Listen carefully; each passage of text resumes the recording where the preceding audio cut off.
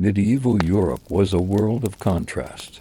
Castles towered above villages, cathedrals pierced the skyline, and yet for the vast majority of people, daily life was a struggle for survival. One of the most intimate reflections of this social contrast was the food people ate, from lavish feasts for kings and nobles to the humble, often monotonous fare of peasants. In exploring the cuisine of the Middle Ages, we uncover not only flavors and recipes, but also social structures, cultural beliefs, and the fears and superstitions surrounding the food that sustained or threatened life. The first thing to understand about medieval food is that availability was dictated by status, location, and season. In towns and villages across Europe, access to certain ingredients could mean the difference between indulgence and famine. The nobility had the privilege of imported spices, preserved meats, fine wines, and sugar, which was rare and expensive. They feasted in great halls, enjoying elaborate banquets with multiple courses designed to impress both guests and rivals. Their meals were as much about status as nutrition, with dishes designed to display wealth, power, and culinary ingenuity. Peasants, by contrast, relied on what they could grow, forage, or purchase locally. Their diet was simpler but by no means devoid of creativity.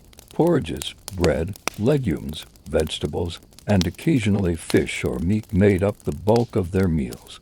In some regions, root vegetables like turnips, parsnips, and onions were staples, while in coastal or riverine communities, fish was the primary source of protein. A peasant's diet could seem monotonous, yet it was carefully adapted to the rhythms of the seasons, and every crop failure or animal disease could spell hardship. One of the most striking aspects of medieval cuisine is the contrast between the delicious and the disgusting, often determined by perception, context, and culture. What might seem unappetizing to modern sensibilities, such as blood sausages, offal, or pottage made from weeds and grains, was considered nourishing and even desirable. Conversely, foods we consider delicacies today, like white sugar, exotic spices, or citrus, were rare and expensive, often reserved for the wealthy and used as much for show as for taste. Spices played a particularly important role in the medieval kitchen. Black pepper, cloves, cinnamon, nutmeg, and saffron were imported from Asia and the Middle East, traveling along the Silk Road or through Mediterranean trade routes. These spices were expensive, and their use was often restricted to the upper classes. Nobles believed that spices not only enhanced flavor but also had medicinal properties, capable of preserving health, stimulating appetite, or balancing the humors, a concept central to medieval medicine. Peasants rarely tasted these exotic flavors. Instead, they relied on local herbs such as parsley, thyme, dill, sage, and rosemary. Even without expensive imports, these herbs provided complexity to otherwise simple dishes, adding aroma and subtle taste to everyday meals. The division between luxury and necessity was not only about taste but also about food safety and preservation. Without refrigeration, medieval people had to rely on salting, smoking, pickling, and drying to prevent meat and fish from spoiling. Dairy products were consumed quickly or preserved as cheese. In this context, some foods that appear unappetizing to us today were actually methods of survival. Fermented foods, cured meats, and even certain pungent cheeses were prized for their shelf life, ability to provide protein, and role in sustaining communities through winter months. Meat consumption itself was a marker of status. Nobles feasted on beef, veal, venison, pork, game birds, and even more exotic animals like peacock or swan, often prepared with elaborate sauces containing spices, sugar, or wine.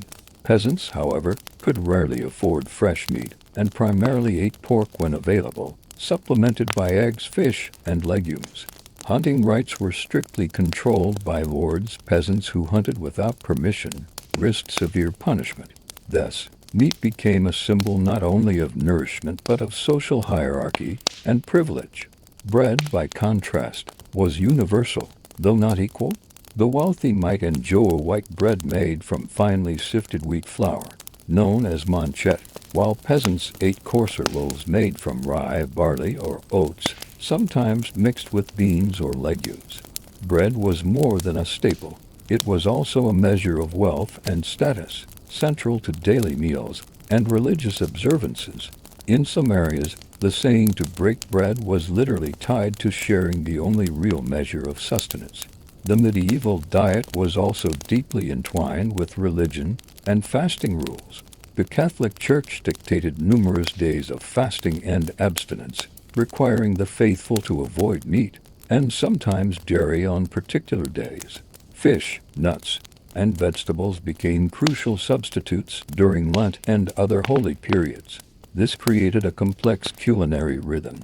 The foods people ate were influenced not only by availability but by spiritual discipline, often leading to creative dishes that balanced necessity with ritual compliance.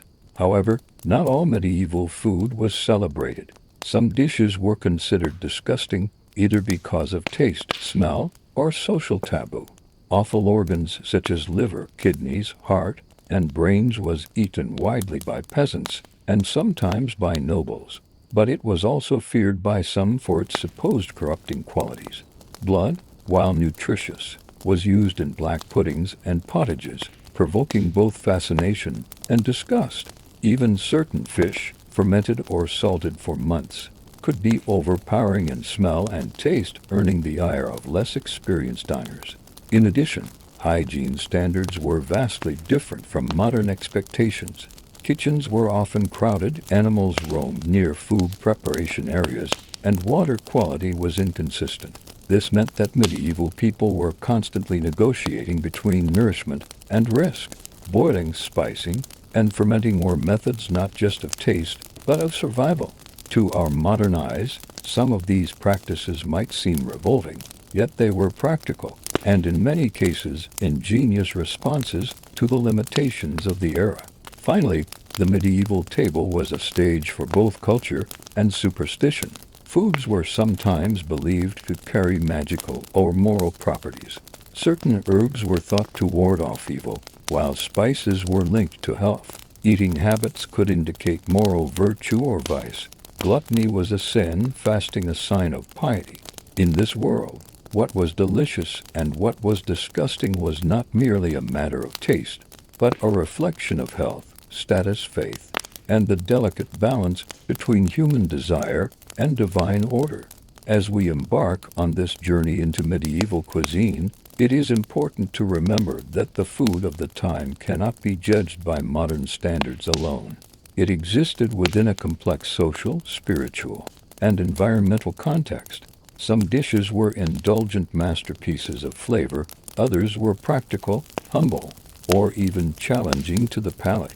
All of them, however, reveal the ingenuity, resilience, and humanity of those who lived centuries before us, navigating hunger, hierarchy, and superstition one meal at a time. In the next part, we will explore the everyday diet of peasants in detail, what they ate for breakfast, lunch, and dinner, how meals were prepared, and the ingenious ways in which simple ingredients were transformed into sustaining dishes. In the world of medieval Europe, the majority of people were peasants, living under the weight of feudal obligations and the uncertainty of the seasons. Their lives were defined by labor, the rising and setting of the sun, and the cycles of planting and harvest. The food they ate was intimately tied to these rhythms, reflecting not only what was available but also what could be grown, stored, and prepared in the constraints of village life. A peasant's day began early. Before sunrise, the household would stir, lighting the hearth and preparing the first meal of the day.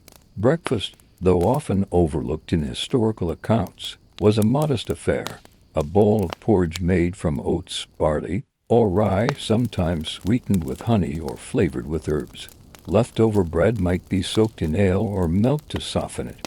Breakfast was functional rather than indulgent, providing sustenance for the long day ahead. Lunch was rarely elaborate, often eaten in the fields during work. It might consist of bread, cheese, or small amounts of cured meat, along with seasonal fruits or nuts. In some regions, peasants carried simple pottages, thick, stew-like mixtures of grains, legumes, vegetables, and sometimes bits of meat or fish, cooked over the hearth or in communal pots. These pottages were versatile and could incorporate whatever ingredients were available, turning even weeds or wild greens into nourishment. Dinner, or the main meal of the day, occurred after work and was more substantial. It usually centered around grains and legumes, supplemented by vegetables such as onions, leeks, cabbage, turnips, carrots, and beans. Meat was rare, often reserved for special occasions, religious holidays, or the occasional treat from hunting or market. When available, it was heavily seasoned with local herbs, and sometimes spiced with imported ingredients if the household could afford them. Fish played a significant role, especially in regions near rivers, lakes, or the coast, and during religious fast days when meat was forbidden. Bread remained central to the peasant diet. Coarse, dark, and dense, peasant bread was made from whatever grains were locally available: rye, barley, or oats, sometimes mixed with legumes.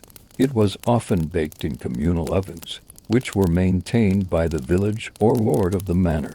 Bread served multiple purposes: a source of calories, a utensil for scooping food, and even a symbol of social obligation, as sharing bread was a form of hospitality and community bonding.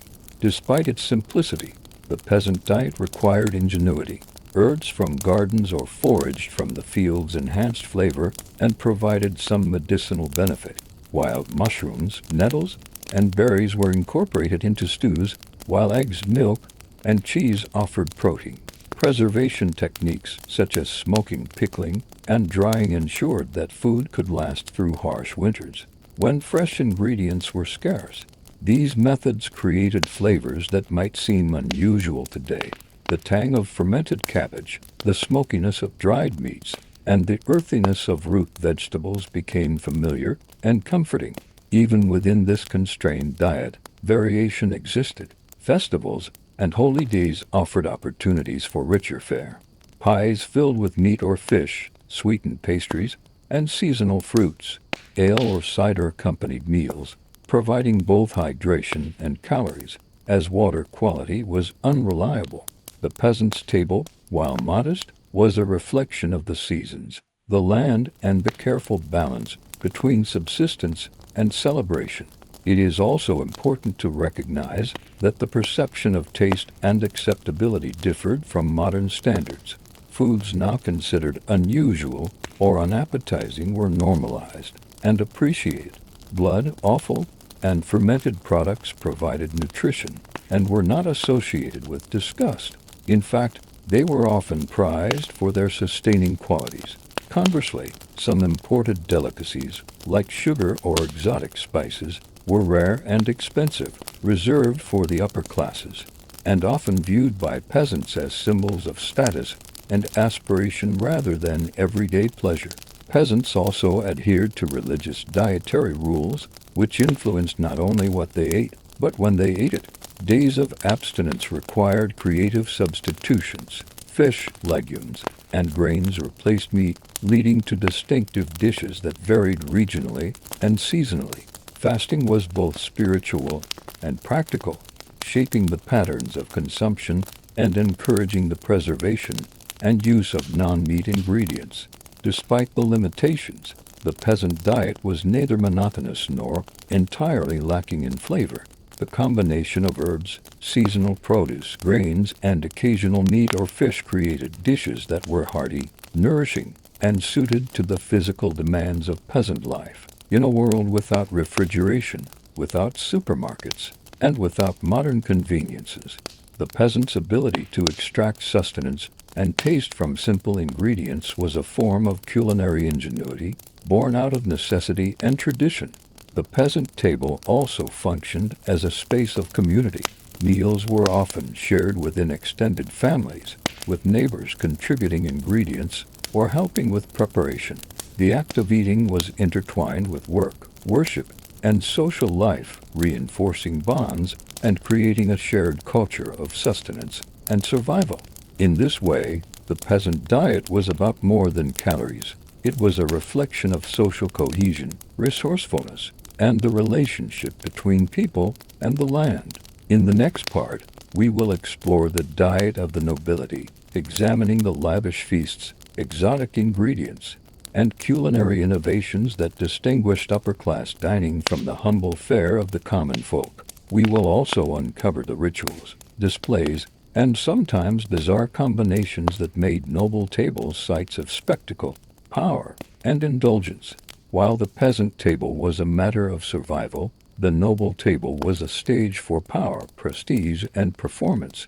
In castles across Europe, the aristocracy transformed meals into spectacles, where the presentation of food was as important as the taste. Banquets were not just about nourishment, they were about demonstrating wealth, sophistication, and influence. A noble host could impress guests with an abundance of courses, exotic ingredients, and intricate preparation, often spending months planning a single feast. The number of courses at a noble banquet varied with the occasion, but it could range from 10 to 20, sometimes even more. The first dishes often featured fish, reflecting both religious observance and the preference for lighter starters. Fish could be prepared in myriad ways: boiled, roasted, baked in pies, or glazed with sauces made from wine, herbs, and spices.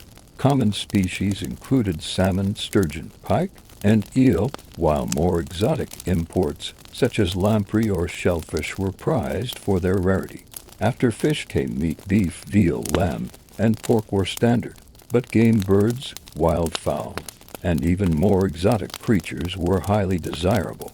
Nobles often hunted deer, boar, and pheasant on their estates, not solely for sustenance, but to display skill and authority. The meat was roasted on spits, sometimes with elaborate sauces made from wine, sugar, or imported spices like cinnamon, clove, and nutmeg. Poultry might be stuffed with seasoned mixtures, while venison was often marinated in wine and herbs before roasting to ensure tenderness and flavor. Spices were the hallmark of luxury cuisine in the medieval world. Black pepper, long considered more valuable than gold, could transform an ordinary dish into a symbol of wealth. Saffron added both color and flavor. Cinnamon, cloves, and ginger conveyed exotic sophistication. These spices were not simply used for taste. They were believed to stimulate digestion, preserve health, and even ward off disease, reflecting the medieval understanding of food as medicine. Only the wealthy could afford such extravagance, and the liberal use of spice was a public display of status. Bread at the noble table contrasted sharply with the coarse loaves of the peasantry. The elite enjoyed white, finely sifted bread, sometimes shaped into decorative forms. Bread was used not only as food but as a centerpiece or utensil. The hollowed loaf could hold stews or sauces, and decorative loaves might be carved into intricate designs to impress guests. It was common to see entremets, elaborate dishes served between courses, which could be sweet or savory, often presenting animals, castles, or mythical creatures in edible form, reflecting both culinary artistry and symbolic display. Desserts at noble feasts were also extraordinary. Sugar, rare and expensive, was imported from Mediterranean trade networks and carefully rationed. Sweet dishes included candied fruits, pastries, tarts, and custards flavored with spices or rosewater. Honey, a more accessible sweetener, was used in mead, cakes, and syrups. Fruit, both fresh and dried, played a crucial role. Apples, pears, figs, and dates were incorporated into pies, stews, and preserves. The combination of sweetness, ice, and presentation turned desserts into status symbols, asserting the host's wealth and sophistication. Noble dining was as much about spectacle as sustenance. Meat might be presented whole, garnished with gold leaf, or arranged to resemble animals or symbols of power. Birds could be served with their feathers replaced by edible decoration, or reconstructed after cooking for dramatic effect.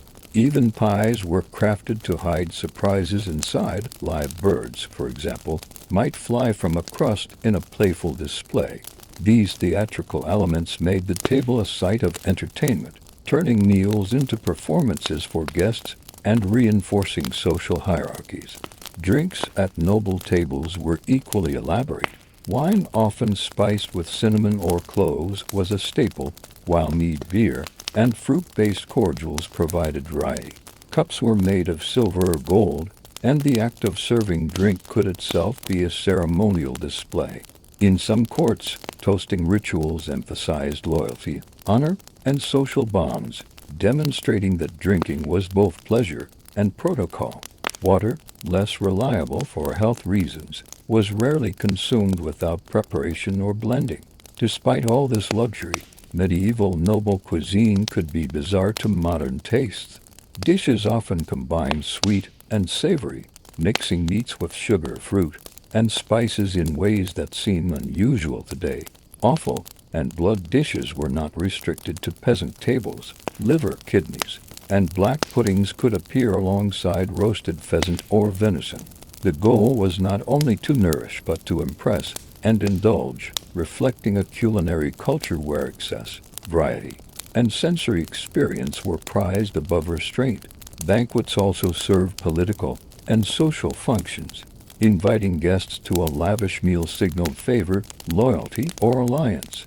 The ability to host an extravagant feast reflected the economic power and social influence of a noble household. Guests were judged not only on manners but on their ability to consume and appreciate the offerings.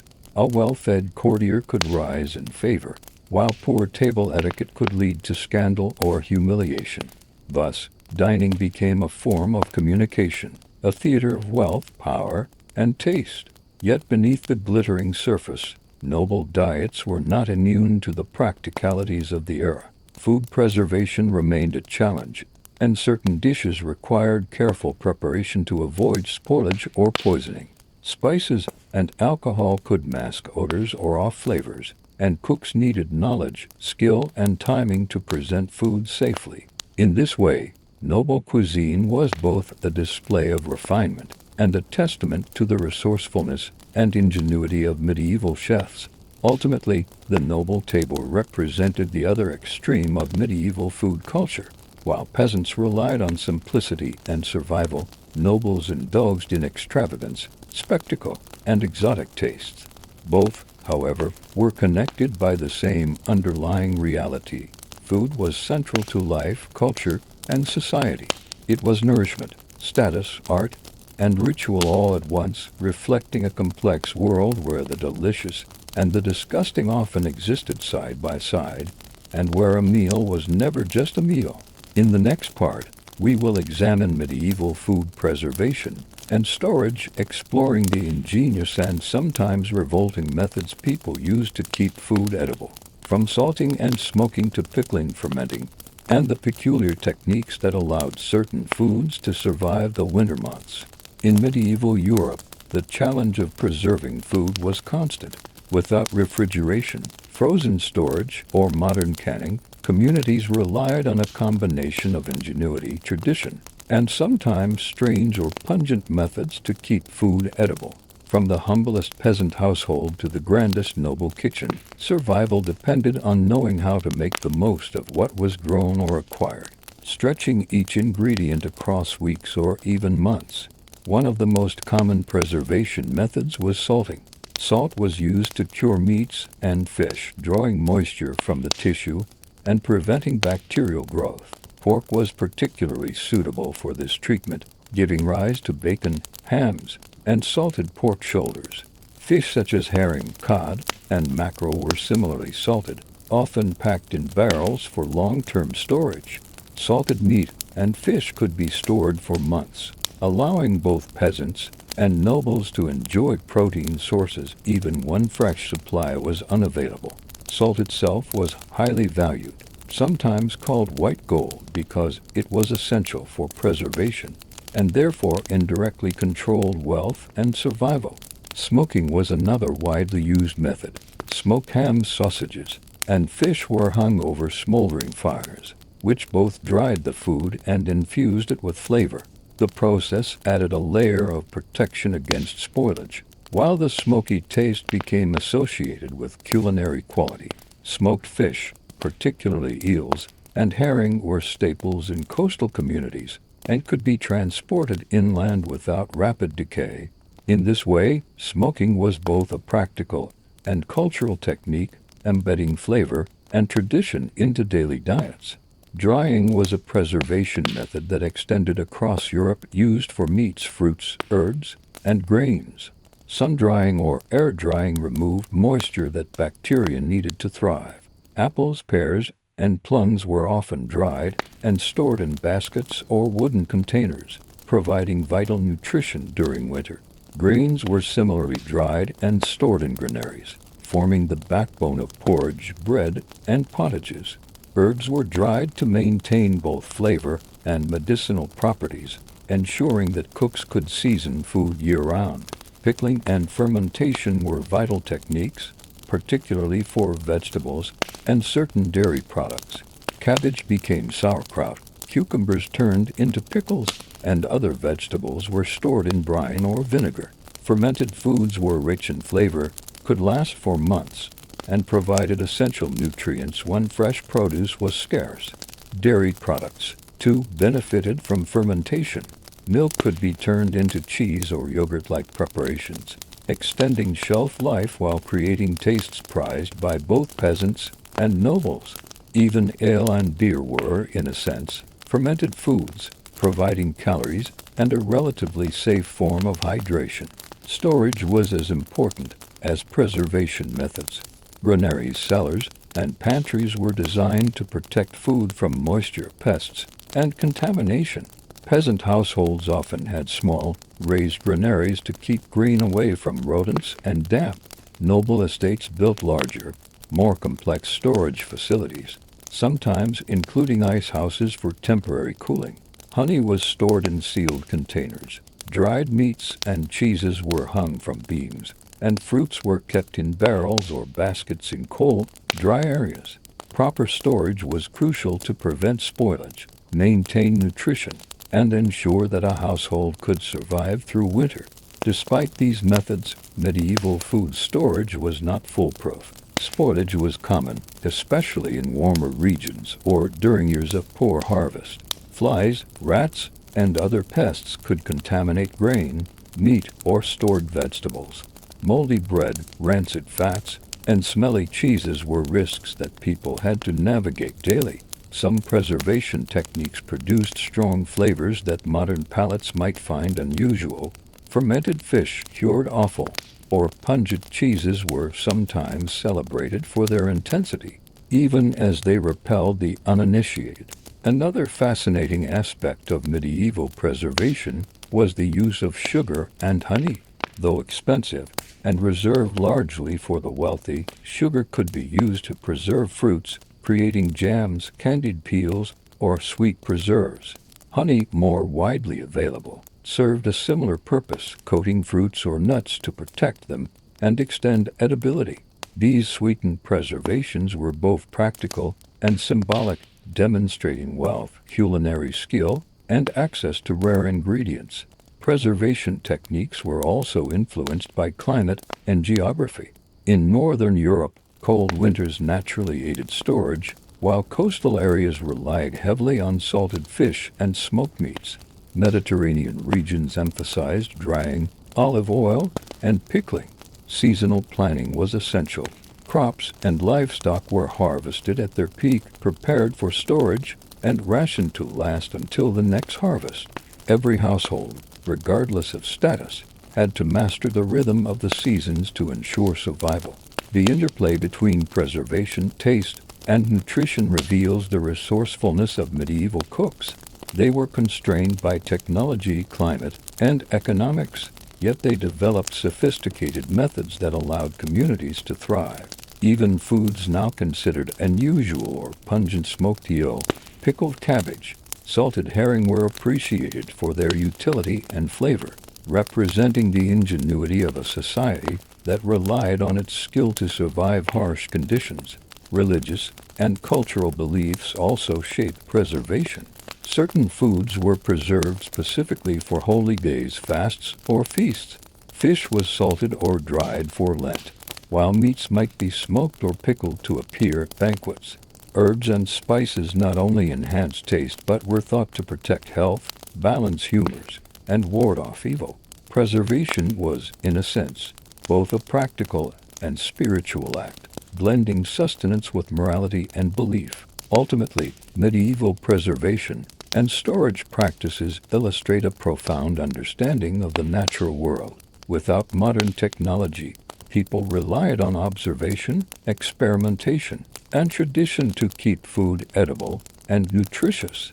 Their methods reveal a society deeply connected to the land, attuned to seasonal cycles, and capable of transforming raw resources into sustenance that could last through scarcity and celebration alike. In the next part, we will explore the strange and sometimes disgusting foods of medieval Europe, dishes that challenge modern palates, reveal unique ingredients, and illuminate the medieval relationship with flavor, texture, and culinary imagination. Medieval cuisine was a world of extremes. While there were dishes of great luxury and creativity, there were also foods that to modern sensibilities might seem bizarre, unappetizing, or even repulsive.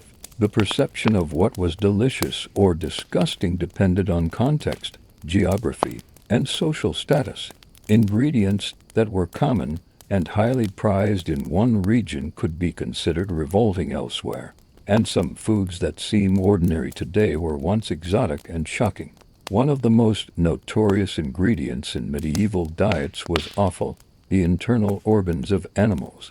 Liver, kidneys, hearts, lungs, and brains were widely consumed by peasants and nobles alike. These parts were considered nutritious and often cheaper than prime cuts, yet they carried strong flavors and smells that required skillful preparation.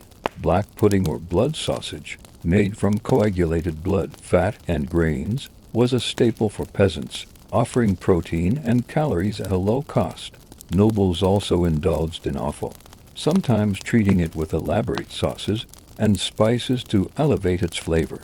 While today many people recoil at the idea of eating organ meats, in the Middle Ages they were valued both for sustenance and for their perceived health benefits, particularly in the context of humoral theory, which linked foods to bodily balance.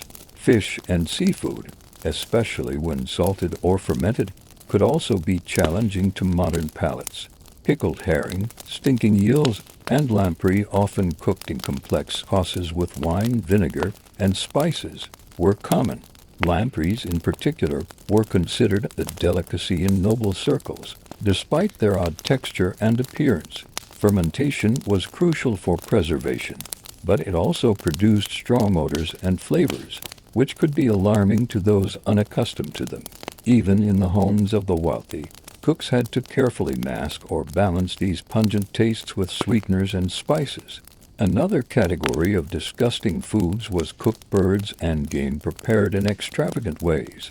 Peacocks and swans were sometimes roasted with their feathers replaced after cooking, creating elaborate presentations. Pies might contain live birds hidden inside, which would burst out when cut, a display intended to amuse or astonish guests, yet undoubtedly startling and perhaps revolting to someone encountering it for the first time. The combination of visual spectacle, texture, and unfamiliar ingredients made some dishes more about shock and social signaling than purely about flavor. Even plant-based foods could be considered strange or unpleasant. Wild greens, herbs, and weeds were staples for peasants, but some varieties, such as nettles or dandelion leaves, required careful preparation to remove bitterness. Root vegetables, like turnips and parsnips, while nourishing, were often boiled or mashed in ways that produced strong earthy flavors. Mushrooms were eaten but could be dangerous if misidentified. Toxic varieties were feared, leading to a culture of caution and superstition surrounding fungi. Fermented cabbage, known as sauerkraut, was widespread in northern Europe and prized for nutrition and preservation. Yet its sour smell and tang could be off-putting to outsiders. Preserved and pickled foods were essential for winter sustenance, but could also produce pungent odors and unexpected flavors. Pickled fish, salted meats, and fermented dairy were nutritious and long-lasting, yet the smell could dominate kitchens and markets. Even spices, used to enhance flavor and demonstrate wealth, could be overwhelming when applied in excess, creating taste combinations that might seem strange or unpalatable to modern diners. Sweet and savory mixtures, combining sugar, vinegar, fruit, and meat, were celebrated in noble cuisine but might strike today's palate as unusual or grotesque. Religious and social contexts also influenced what was considered disgusting. Certain meats, like horse or dog, were taboo in Christian Europe, while other societies consumed them regularly. Blood, while a critical source of nutrition, was sometimes feared for its association with sin or moral impurity. Even edible fungi, insects, or small animals might be avoided in some regions, while embraced in others. These distinctions reveal that disgust is not purely biological but culturally shaped, influenced by belief, class, and exposure. Medieval people also had a pragmatic approach to survival that modern sensibilities might find unappealing. Rats, pigeons, and other small animals were occasionally eaten in times of famine, as were insects or weeds. Though these foods were often last resorts, they demonstrate the adaptability and resourcefulness of a population that had to make the most of whatever was available. Peasants, especially, were skilled at transforming humble or unconventional ingredients into nourishing meals, using boiling, seasoning, and fermentation to render them edible and even enjoyable. Even in noble cuisine, some dishes that aimed to impress could appear grotesque. Elaborate pies and jellies sometimes incorporated unusual fillings, from the aforementioned live birds to mixtures of offal fruit and spices. These combinations were designed for theater, not subtlety. A feast could present a peacock in its glory, a dish that delighted the eyes while challenging the nose and taste buds.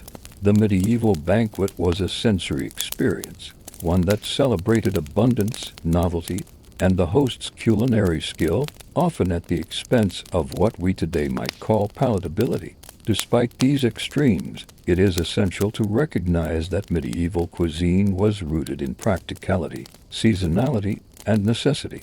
What we perceive as disgusting often served multiple purposes: preservation, nutrition, and status signaling. Foods with strong flavors, pungent odors, or unusual textures were embraced for their utility and their role in survival. In a world where hunger, illness, and limited resources were constant threats, ingenuity often triumphed over aesthetic concerns. The delicious and disgusting coexistence of medieval food reveals a culinary culture that was both resourceful and imaginative, constrained by environment, economy, and belief. From peasant porridge to noble pies stuffed with birds, every dish tells a story of adaptation, creativity, and the complex human relationship with nourishment. Medieval people balanced survival with pleasure, necessity with spectacle, and in doing so, created a cuisine that was as diverse and intriguing as the world they inhabited.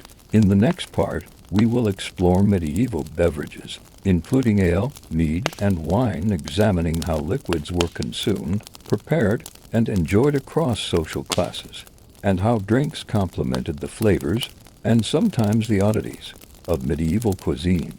In the Middle Ages, drinks were as important as food, often serving both practical and social functions. Water, as we understand it today, was not always safe to consume due to contamination, so people turned to beverages that could provide hydration, nutrition, and even a degree of safety. From humble ale to luxurious wines, medieval drinks reveal as much about society, health, and culture as the food that accompanied them. Ale was the most common beverage for peasants across much of northern Europe, made from fermented grains, typically barley or oats. Ale was low in alcohol by modern standards, but rich in calories and nutrients. It served as a staple consumed with almost every meal, providing hydration, energy, and sustenance. Brewing was often a household activity, with families making their own ale from whatever grains were available. Communal brewing sometimes occurred in villages, reinforcing social bonds while producing a vital source of nourishment. Ale was consumed at all ages, including children, because fermentation reduced harmful microbes, making it safer than untreated water. Beer, though similar to ale, became increasingly popular in urban centers, particularly in regions like Flanders, the Rhineland, and England. Hops were gradually added, imparting bitterness, aiding preservation, and contributing to flavor. Beer evolved into a staple not just for nourishment but for trade and taxation, with some towns even licensing brewers to regulate quality and revenue. The distinction between ale and beer was nuanced, often depending on region, ingredients, and brewing technique, but both beverages were central to daily life and diet. Mead, a honey-based alcoholic drink, held a special place in medieval culture. While more expensive than ale, it was prized for its sweetness, long shelf life, and association with ritual and celebration. Mead was consumed during festivals, weddings, and feasts, often flavored with spices, herbs, or fruits to enhance taste and variety. In literature and legend, mead is associated with valor and divine favor, appearing in heroic sagas and ceremonial contexts. Its production required skill and access to quality honey, making it more of a luxury than a daily necessity. Wine was the drink of choice for nobles and those in southern Europe, where vineyards thrived in the Mediterranean climate. Wine was consumed both with meals and as a social statement, often flavored with spices, sugar, or citrus to enhance taste and preserve the liquid. The quality of wine varied widely. Local wines might be robust and earthy, while imported vintages could be prized for their rarity and refinement. Like ale and mead, wine played a role in both nutrition and safety, as fermentation prevented spoilage and rendered the liquid potable. Beverages also reflected social hierarchy. Peasants primarily drank ale, while wine was reserved for the elite. Mead bridged the gap, being accessible to those who could afford honey. Drinking habits reinforced status. The ability to afford imported wine or sweetened mead was a visible marker of wealth and refinement, while the type of cup or vessel used, wooden mug or earthenware, silver goblet, further signaled social position. Public toasting and ceremonial drinking were integral to courtly etiquette, binding relationships and demonstrating loyalty. Flavoring and seasoning drinks was common. Spices such as cinnamon, cloves, and ginger were added to wine and mead, creating mulled drinks that were warming and aromatic. Egg could be spiced as well, and herbs were sometimes added for taste or medicinal purposes. These flavorings reflect the medieval understanding of food and drink as medicine, intended to balance humors, stimulate digestion, and prevent disease. A spiced wine or honeyed mead was not only pleasurable, but also thought to contribute to health and well-being. Drinking rituals were highly codified. In noble settings, wine and mead were served in courses, accompanied by ceremonial gestures, toasts, and etiquette. Cups were passed carefully, often polished and decorated, and diners observed rules about portioning, drinking pace, and accompaniment of food. Ale, consumed more casually, still had its own norms. Communal drinking from shared vessels, the importance of not wasting precious liquid, and respect for the skills of the brewer. Even in the humblest peasant household, ale was central to both nutrition and social life, binding family and community together. Medicinal and ritual uses of beverages were also significant. Wine and mead were often prescribed to balance bodily humors, while herbal infusions provided remedies for common ailments. Alcohol was sometimes used as a disinfectant or preservative, extending the life of food and water. The symbolic and ritual significance of drinks was equally important. Wine at Mass, mead at weddings, and ale at seasonal festivals underscored the connection between sustenance, culture, and faith. Despite their centrality, medieval beverages could be challenging to modern tastes. Fermentation often produced sour or bitter notes, and the strength and flavor varied from batch to batch. Sweetened or spiced drinks mitigated harshness, but the inconsistency of production meant that enjoyment was often tempered by unpredictability. The medieval palate was accustomed to these flavors, interpreting them as normal or even desirable, illustrating how taste is culturally conditioned as much as biologically. Finally, it is important to recognize the practical role of these beverages.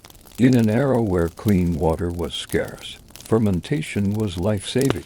Ale, beer, and wine provided calories, nutrients, and hydration, allowing communities to survive and thrive. Socially, they fostered interaction, reinforced hierarchy, and created a culture of celebration and ceremony. Taste, health, and ritual were intertwined, showing that medieval beverages were far more than simple drinks.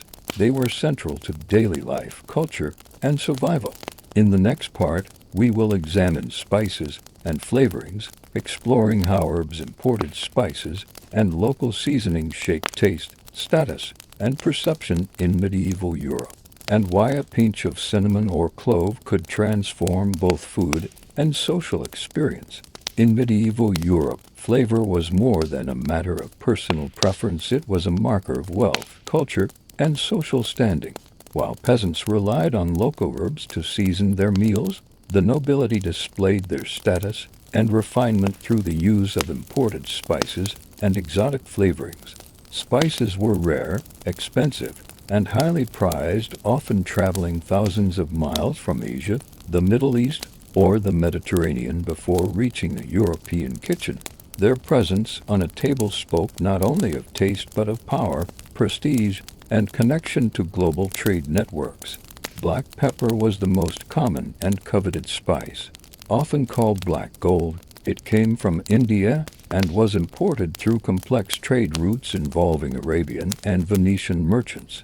Nobles used pepper liberally in meat dishes, stews, and even sauces, both for taste and for its purported medicinal properties. Pepper was believed to warm the body, aid digestion, and even stimulate courage, qualities highly valued in a world dominated by humoral medicine. A dish heavily spiced with pepper was immediately recognized as a luxury item, signaling that the host had the means to obtain and use this exotic seasoning. Cinnamon, cloves, nutmeg, and mace were similarly prized, though even rarer and more expensive than pepper. Cinnamon came from Sri Lanka and Southeast Asia, cloves from the Maluku Islands in Indonesia, and nutmeg and mace from the Banda Islands. These spices were often combined in sauces, sweetened with sugar or honey, and applied to meats, pies, and even beverages.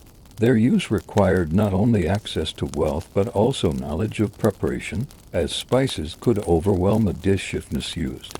Nobles employed skilled cooks who understood the subtleties of blending flavors to create an experience that was both aromatic and visually impressive. Sugar itself, though technically a sweetener rather than a spice, functioned in much the same way. Imported from the Mediterranean or produced from sugarcane in southern regions, sugar was incredibly costly.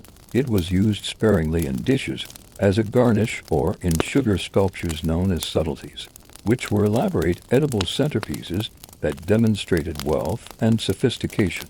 Sugar could also balance the strong, sometimes pungent flavors of meat, offal, or fermented foods, making dishes more palatable and visually appealing. In contrast, peasants relied on local herbs and seasonings, which were widely available and inexpensive. Parsley, sage, thyme, rosemary, dill, and marjoram added subtle flavor to stews, pottages, and roasted meats. Garlic and onions were commonly used, and wild herbs could enhance soups or porridge. While these flavorings lacked the exotic prestige of imported spices, they provided variety, aroma, and medicinal benefits, demonstrating ingenuity and resourcefulness in a kitchen constrained by geography and economy. The use of spices was also closely tied to medicinal and humoral theory. Medieval physicians believed that the balance of the four humors, blood, phlegm, black bile, and yellow bile, was essential for health. Foods were classified according to qualities, such as hot, cold, wet, or dry, and spices were thought to modify these properties.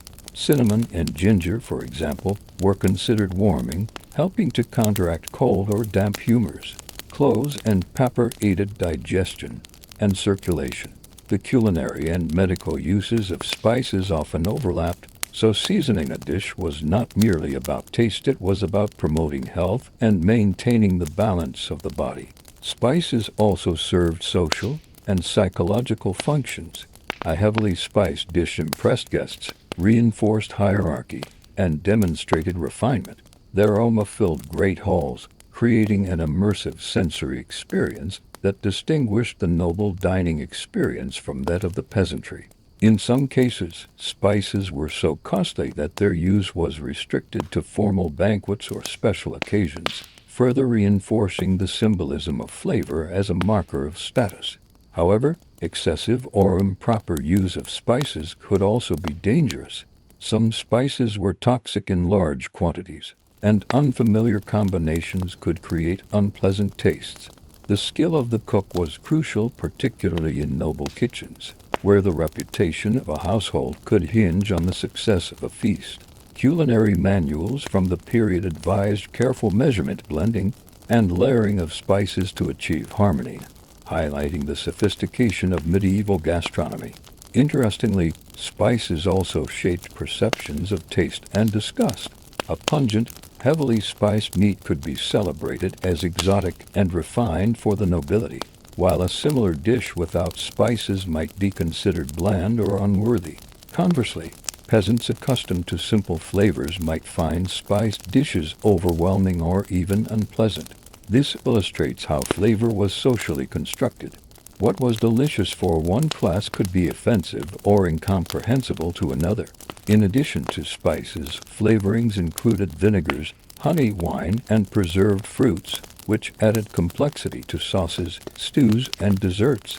Vinegar could balance richness, while honey and wine provided sweetness and acidity. Fruit preserves, dried fruits, and citrus were used in both sweet and savory dishes, often combined with spices to create multidimensional flavors. These combinations created contrasts between sweet, sour, bitter, and savory notes, demonstrating an early understanding of taste layering and sensory impact. Ultimately, the use of spices and flavorings in medieval Europe was a testament to the intersection of economy, culture, and imagination. They were tools of taste, medicine, and social signaling, capable of transforming even ordinary ingredients into a display of power and sophistication. While peasants relied on local herbs for practicality, nobles wielded exotic spices as a language of wealth, education, and refinement. The medieval palate was defined not only by what was available but by what was desirable, expensive, and socially meaningful. In the next part, we will examine medieval cooking techniques and kitchen practices, exploring the methods, tools, and challenges of preparing meals in both peasant cottages and noble castles, and how these techniques influence flavor, texture, and presentation. Medieval cooking was defined as much by technique and equipment as by ingredients. The ways food was prepared, cooked, and presented were influenced by available technology, social status, and regional tradition.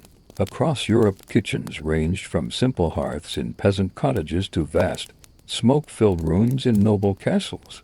Understanding these practices reveals the ingenuity and resourcefulness required to transform raw ingredients into meals that nourished, impressed, or even entertained. For peasants, the hearth was the center of domestic life. Open fires served as the primary cooking source, and food was prepared in large cauldrons, pots, or pans suspended over flames or placed directly on hot coals.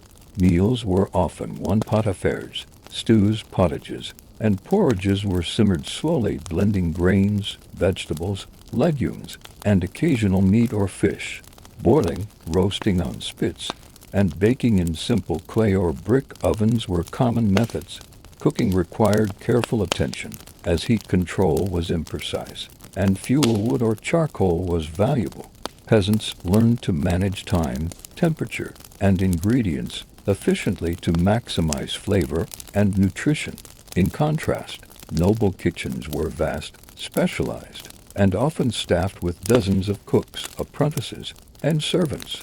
Large open hearths, brick ovens, cauldrons, and spits allowed for simultaneous preparation of multiple dishes. Cooking methods were diverse. Roasting, boiling, baking, frying, and steaming were all employed, often in combination to achieve complex textures and flavors. Meat might be boiled first to tenderize it, then roasted to develop color and aroma. Fish could be baked with sauces, fried in fat, or simmered in wine and spices. Noble kitchens were hubs of organization, with specialized roles, such as sauciers, pastry cooks, and roasters, reflecting the complexity and scale of feasts. Spits and roasting were essential techniques. Meat, particularly large guts or whole animals, was skewered on a spit and turned over a fire, either manually or using mechanical turnspits powered by dogs or treadmills. The slow, even cooking allowed fat to render, flavor to develop, and texture to become tender. Basting with broths, wine, or fat enhanced taste, while careful seasoning with herbs and spices demonstrated culinary skill. Roasting was a visually impressive technique, often performed in view of guests during banquets, turning cooking into performance as well as nourishment. Boiling and simmering were the most common methods for both peasants and nobles. Large cauldrons allowed ingredients to cook evenly and for extended periods, producing hearty pottages, soups, and stews. Noble cooks often added layers of flavor through stocks, reductions, and sauces, sometimes spanning hours of careful preparation. Peasants relied on simpler methods, but the principle was the same. Slow cooking maximized flavor, softened tough ingredients, and made meals more digestible. Baking was another critical method. Peasants used small clay or brick ovens for bread, pies, and pastries, while nobles had large masonry ovens capable of producing multiple loaves, pies, and baked meats simultaneously. Pies were a vehicle for both food preservation and spectacle, as crusts could contain meat, fish, or even live birds. Pastry and bread making required skill in kneading, proofing, and baking at the correct temperature, making ovens and cooks valuable assets in any household. Frying and salting were less common but still employed, particularly for pastries, fritters, and small items requiring quick cooking in fat. Butter, lard, or oil served as the medium, with seasoning and sugar or honey often added for flavor. Frying could create textures and tastes not achievable through boiling or roasting, adding richness and variety to the medieval table. Sauces and condiments were central to medieval cuisine, particularly in noble kitchens. Ingredients were often combined to create complex layers of taste. Vinegar, wine, fruit, honey, herbs, and spices were mixed to complement meat, fish, and vegetables. Sauces could mask unpleasant flavors, enhance freshness, or display wealth through the use of rare spices. The preparation of sauces was considered an art, requiring careful blending, thickening, and seasoning, and sometimes taking as long as the cooking of the main dish itself. Tools and utensils shaped cooking methods as well. Peasants used wooden spoons, simple knives, clay pots, and hearth tongs, while nobles had access to specialized knives, cauldrons, spits, sieves, and molds. Mortars and pestles were used to grind spices, herbs, and grains, while strainers, skimmers, and racks allowed for precision in preparation. The availability of these tools determined not only efficiency, but also the complexity and refinement of dishes. Cleaning and hygiene, while limited by modern standards, influenced food safety. Kitchens were often smoky and crowded, and pests were common. Boiling, salting, smoking, and frying were as much about sanitation as flavor.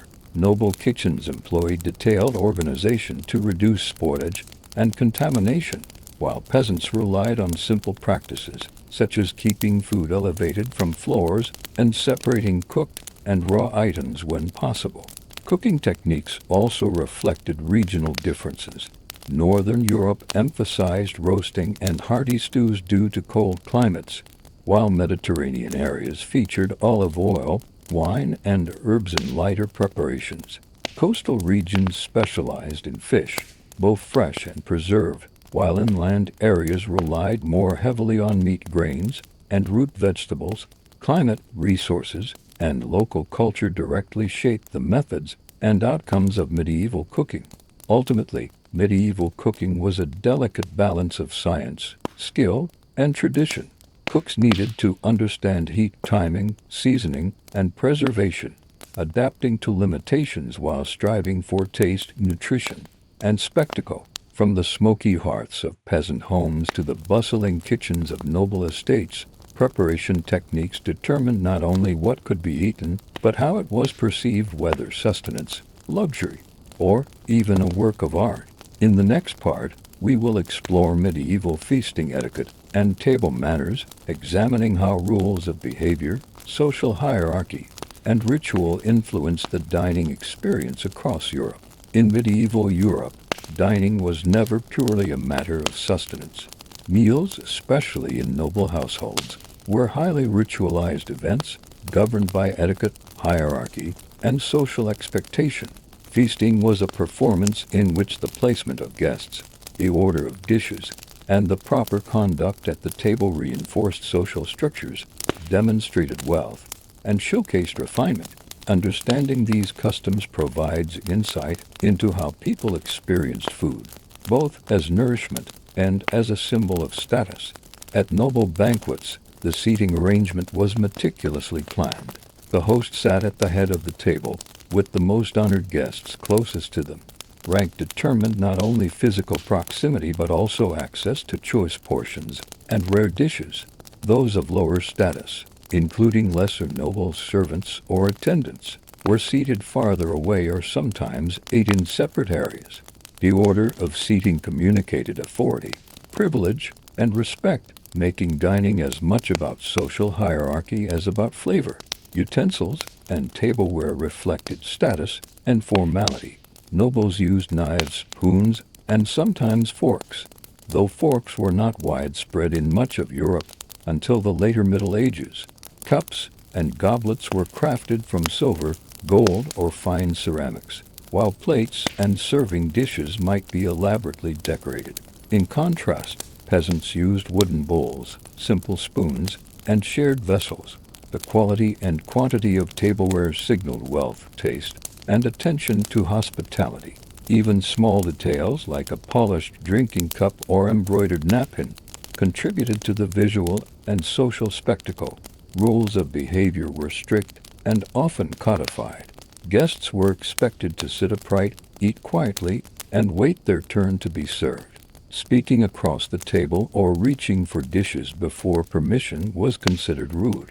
Washing hands before and after meals was common, and communal hand basins or ewers allowed diners to maintain cleanliness in the absence of modern sanitation. Certain gestures, such as toasting, were formalized. Raising a cup in salute demonstrated respect, loyalty, and camaraderie, reinforcing bonds among peers or allies. The order of courses followed established conventions. Meals began with lighter dishes, such as fish or pottages, then progressed to meats, roasts, and game, followed by sweets or fruits. Between courses, entremets, elaborate dishes designed for display rather than consumption, entertained guests. These could include sculpted pastries, sugar creations, or live birds concealed in pies. The progression of courses allowed for a rhythmic, almost theatrical experience, guiding diners through taste, texture, and spectacle while emphasizing the host's wealth and sophistication. Table conversation and conduct were closely observed. Politeness, wit, and knowledge of etiquette were essential, as breaching decorum could lead to embarrassment or even social disadvantage. Guests were expected to compliment the host, praise the food, and engage in appropriate storytelling or debate. Improper behavior, such as overindulgence, sloppiness, or disrespect, could damage reputations and even influence political or economic relationships. Dining was therefore an arena in which social and political dynamics played out alongside gastronomy. Peasant dining was far simpler, but not devoid of rules. Meals were communal, often taken with family or neighbors, and while etiquette was less formal, customs still governed behavior. Sharing food, passing dishes, and respecting elders were important aspects of table manners. In many cases, eating was closely tied to labor. Meals were functional, taken before or after work, and focused on nutrition rather than display. Even in simplicity, the act of sharing food reinforced community bonds and social cohesion. Religious observances influenced both etiquette and meal structure. Certain days required fasting, abstinence from meat, or the consumption of specific foods, and these rules were observed at both noble and peasant tables. Meals were often preceded by prayers or blessings, and offerings of bread or drink might be made to the poor. Food thus served spiritual as well as social functions, linking sustenance with morality, piety, and communal responsibility. Drinking etiquette was similarly codified. At noble tables, wine, mead, or spiced beverages were served with ceremony. Cups were passed carefully, and proper toasting reinforced social bonds. Ale, consumed by peasants, also followed local conventions, such as communal drinking, moderation, and respect for the brewer's craft. In both cases, the act of drinking was ritualized, reflecting cultural values and reinforcing group identity. Feasting attire and presentation also mattered. Noble diners often wore fine clothing, adorned with jewelry or embroidery, further signaling status. Table settings, with elaborately arranged dishes, polished utensils, and decorative centerpieces, created a visual spectacle that emphasized hierarchy and taste. Even the placement of bread, the pouring of wine, and the serving of sauces were carefully choreographed to maintain order and display refinement. Through all these rules and rituals, medieval meals functioned as a theater of social life. Food nourished the body, but the dining experience nourished relationships, reinforced hierarchy, and demonstrated the cultural sophistication of both hosts and guests. In a world where wealth, power, and influence were closely tied to public perception, mastery of table manners was essential. For peasants, communal meals reinforced family and village cohesion. For nobles, banquets broadcasted power, sophistication, and generosity. Ultimately, feasting etiquette was a reflection of the medieval worldview.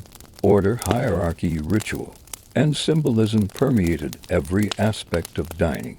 The table was both a practical and performative space, where the act of eating intertwined with morality, politics, and social identity. Understanding these customs allows us to see beyond ingredients and recipes, revealing a society in which every bite carried meaning, every gesture conveyed status, and every meal was a performance of life itself. In the next part, we will explore medieval street food and markets, examining what people ate outside the home, the diversity of urban fare, and the role of trade and public spaces in shaping everyday cuisine. While noble banquets and peasant hearths defined the extremes of medieval dining, much of everyday life took place in towns and marketplaces, where food was bought, sold, and consumed in public spaces. Urban centers offered a diversity of culinary experiences, reflecting trade networks, local agriculture, and the practical needs of people who lived and worked outside rural estates. Street food and markets were hubs of social interaction, commerce, and cultural exchange, shaping the way ordinary townspeople and travelers experienced food. Markets were central to town life. Held weekly or on special days, markets brought together farmers, bakers, butchers, fishmongers, and spice merchants. Vendors displayed their goods in wooden stalls or open-air booths, arranging produce, meats, cheeses, and bread to attract buyers.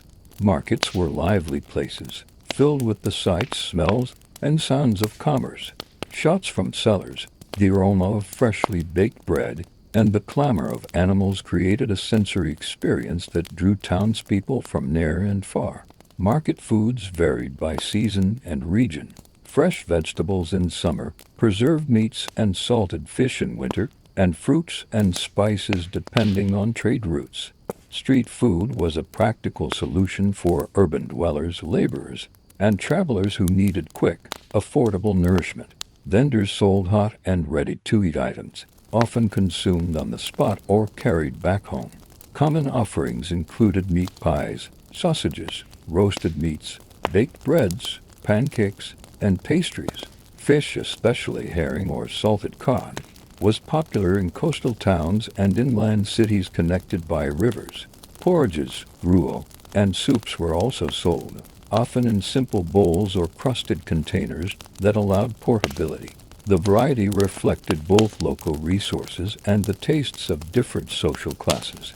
Bakers and bread sellers played a vital role in urban food life. Bread was the staple of most diets, and quality varied according to price and type. White bread made from finely sifted flour was prized by wealthier customers, while darker, coarser loaves were consumed by laborers and the poor. Bakers sold both plain loaves and filled or spiced breads, sometimes creating savory pies or sweetened pastries for special occasions. Freshly baked goods filled the streets with enticing aromas, making bread not just a necessity but a form of public attraction. Butchers and meat vendors provided cuts for immediate consumption or home cooking. While many families had access to rural livestock, town dwellers relied on market butchers for pork, beef, lamb, and poultry. Sausages, blood puddings, and smoked meats were common, offering affordable protein and longer shelf life. Butchers' stalls were sometimes marked by the display of hanging meats, attracting customers visually while ensuring the meat remained in the air to deter spoilage. Meat availability fluctuated with season and religious observance, as fasting days limited sales, particularly of pork and other meats forbidden during Lent. Fishmongers brought the bounty of rivers, lakes, and seas to urban centers. Salted or smoked fish was vital during fasting periods when meat consumption was restricted. Herring, cod, eels, and shellfish were displayed on ice, straw, or in barrels, and could be eaten raw, boiled, baked, or fried. The preparation and preservation of fish demonstrated both ingenuity and necessity, allowing townspeople to enjoy protein-rich foods without access to live animals or fresh meat year-round. Spice and exotic food merchants added variety to urban markets. Imported spices such as pepper, cloves, cinnamon, and nutmeg were sold in small quantities, often rationed according to wealth. Honey, sugar, dried fruits, and preserved foods also appeared, though at prices that restricted their use to the affluent or for special occasions. These ingredients allowed townspeople to replicate, on a smaller scale, some of the flavors enjoyed at noble tables, bridging the gap between luxury and everyday consumption. Street snacks were not only convenient but also socially interactive. Bread and cheese, meat pies, roasted chestnuts, and pastries could be eaten while walking through busy streets. Vendors often shouted their wares, creating a lively atmosphere, and food was sometimes accompanied by drink. Ale, mead, or spiced beverages provided hydration and calories for workers and travelers. Eating in public was practical, social, and sometimes competitive, as people jostled for the best items and the freshest portions. Markets also played a role in food regulation and safety. Towns often imposed standards for weight, price, and quality to protect consumers and ensure fairness. Guilds regulated bakers, butchers, and fishmongers, maintaining reputations for skill and reliability. Punishments for cheating, selling spoiled meat, underweight loaves, or misrepresented goods could be severe, highlighting the importance of trust and integrity in urban food trade. Seasonality dictated much of urban consumption. In summer, fresh vegetables, fruits, and herbs dominated markets. In winter, preserved foods, salted fish, and stored grains were essential. Urban populations adapted to these cycles using preservation techniques learned from rural producers while relying on trade to supply items not locally available. Travelers and merchants brought spices, dried fruits, and other exotic foods, creating a cosmopolitan element even in smaller towns. Street food culture also reinforced social bonds. Markets and food stalls were gathering places where neighbors, friends, and strangers met, exchanged news, and shared meals. Eating together in public, even informally, strengthened community ties and provided comfort in otherwise bustling and unpredictable urban life. For many townspeople, the market was as much a social hub as a source of nourishment. Ultimately, medieval street food and markets reveal a dynamic urban food culture. Practical, diverse, and social, they offered access to both basic sustenance and occasional luxuries, bridging the gap between peasant simplicity and noble extravagance. Markets shaped diets, trade, and social life, making food a central element of daily urban experience. The sights, smells, and flavors of medieval streets and markets remind us that eating was never purely functional. It was an integral part of community culture and urban identity. In the next part, we will explore the role of religion and fasting in medieval diets, examining how spiritual practices influenced what people ate, when they ate, and how meals were prepared and consumed. In medieval Europe, religion was central to daily life, and its influence extended profoundly into food and dining. Christianity, particularly in its Catholic form, dictated not only moral and social behavior but also the rhythms of eating. Fasting, abstinence, and dietary restrictions shaped what people could consume when meals occurred, and how ingredients were prepared. Understanding these practices is essential for comprehending both the nutrition and the culture of the Middle Ages. Fasting days and periods were numerous and widespread. Lent, the 40-day period before Easter, was the most prominent fasting season, during which meat was forbidden on most days. Fish, grains, legumes, vegetables, and eggs were permitted, leading to creative substitutions and dishes designed to replace meat. Advent, the 40 days before Christmas, included similar restrictions, as did numerous saints' feast days throughout the year. These periods required households to plan meals carefully, relying on preserved foods, legumes, and fish to sustain energy and nutrition. The abstention from meat on fasting days had social and religious significance. Eating meat on a day of prohibition was considered sinful and could carry both spiritual and social consequences. Nobles and peasants alike had to navigate these rules, although nobles often had access to alternatives that made fasting more luxurious or enjoyable, such as fine fish, preserved fruits, and exotic spices. Peasants relied on humble fare like pottages, greens, legumes, and seasonal vegetables, yet the restrictions still encouraged creativity in the preparation of filling and palatable meals. Fish played a central role in the medieval diet due to religious observances.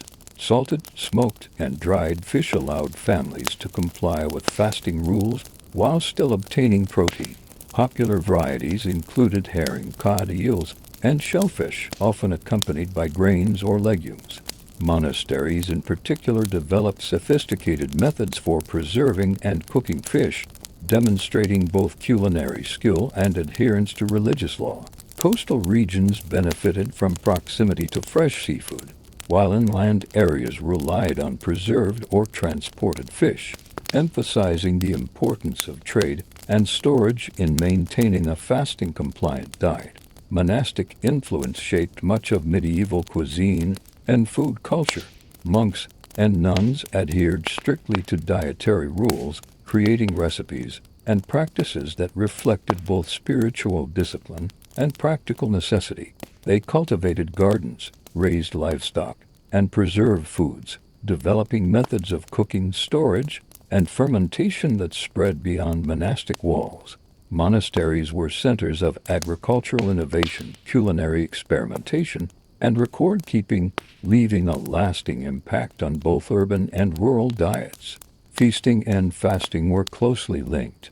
Religious calendars dictated the rhythm of abundance and restraint. Days of fasting were balanced by days of feasting, often tied to saints' days, harvest celebrations, or major Christian holidays. On feast days, foods that were normally restricted meat, sugar, spices, or wine were consumed in lavish quantities, highlighting contrast between moderation and indulgence. This cyclical approach influenced both nutrition and culinary creativity, as cooks prepared elaborate dishes to honor both divine law and social expectation. Dietary regulations extended to peasants, though their options were constrained by availability and cost. Fasting often meant eating vegetables, legumes, and grains instead of meat, but it also encouraged preservation, substitution, and flavoring to make simple foods more palatable. Herbs, spices, and seasonings might be applied to vegetables or fish, while grains and legumes were prepared in stews, breads, or porridges. Even without access to expensive ingredients, peasants found ways to maintain taste and nutrition while adhering to religious rules. Alcoholic beverages were affected by religious observance as well. Wine, mead, and ale were sometimes restricted, particularly in monastic communities or on fasting days. However, moderation was emphasized rather than complete abstinence for lay people, reflecting a balance between spiritual discipline and practical necessity. Wine continued to hold sacramental importance, used in the Eucharist and in religious ceremonies, reinforcing its symbolic and nutritional role.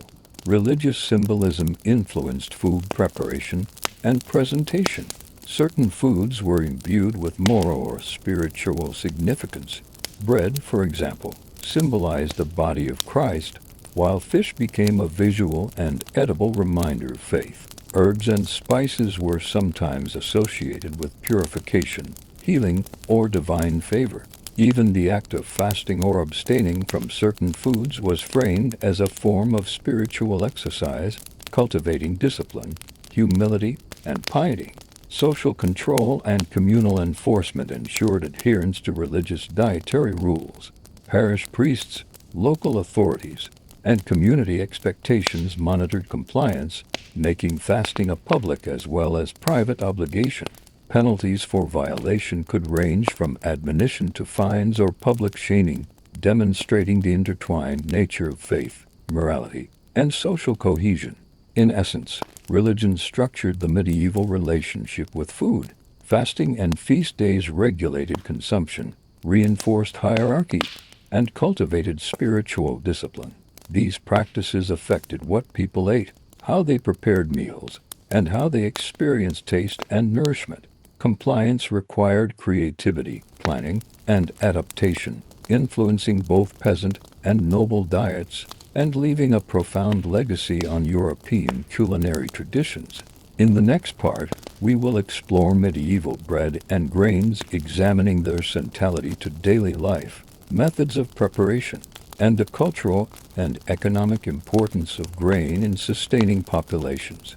In medieval Europe, bread and grains were the foundation of daily sustenance, earning the nickname the staff of life. From peasants' humble loaves to the refined breads of nobles, grains provided calories, nutrition, and structure to meals. They were not merely food, they were deeply embedded in social, economic, and religious life. Understanding the role of bread and grains illuminates both everyday diets and the broader culture of medieval Europe. Wheat was the most prized grain, particularly for making white bread, which was softer, lighter, and more refined than coarser alternatives. White bread was a luxury, affordable primarily to the wealthy, and often served at noble tables alongside meats, cheeses, and spiced dishes. The finest white flour required careful milling, sifting, and kneading, reflecting both status and skill. Its color and texture were symbols of refinement, while coarser breads were associated with laborers and peasants. Rye, barley, and oats were staples for the majority of the population. Rye produced dense, Dark bread, often sour from natural fermentation. Barley was used in bread and porridge, while oats were common in gruels and flatbreads.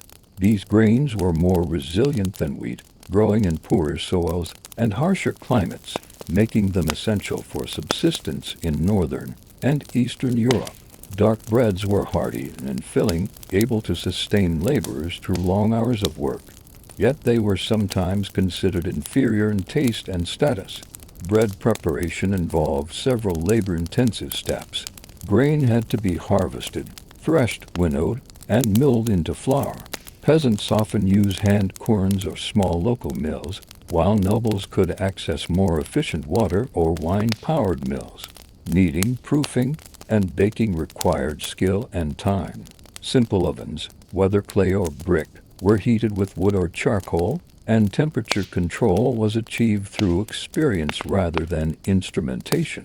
Improperly baked bread could be hard, sour, or undercooked, making the baker's craft crucial for both nutrition and daily life. Types of bread varied according to region, season, and social class.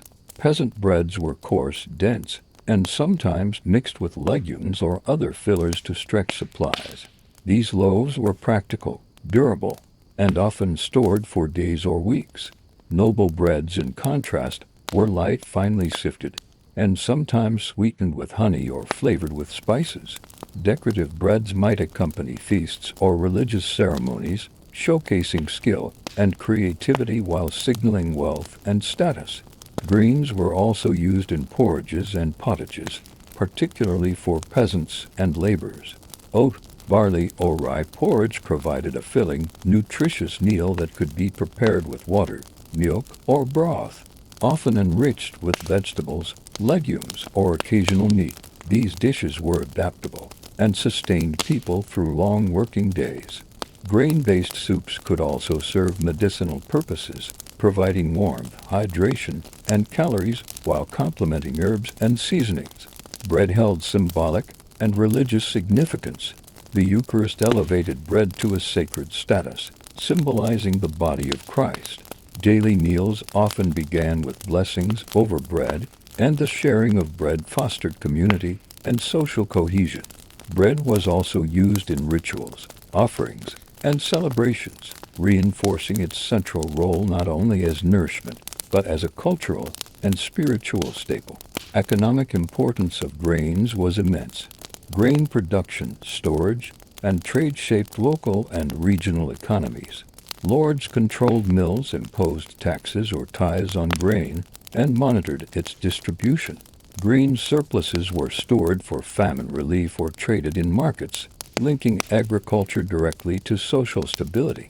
Scarcity or failure of grain crops could trigger hunger, unrest, or even political crisis, underscoring its vital role in medieval society. Grain preservation and storage required ingenuity. Loaves were sometimes baked hard for long-term storage, or grains were stored in granaries to protect against moisture, pests, and spoilage. Techniques like drying, smoking, and fermenting extended the shelf life of both flour and finished bread, allowing communities to survive winters and periods of scarcity.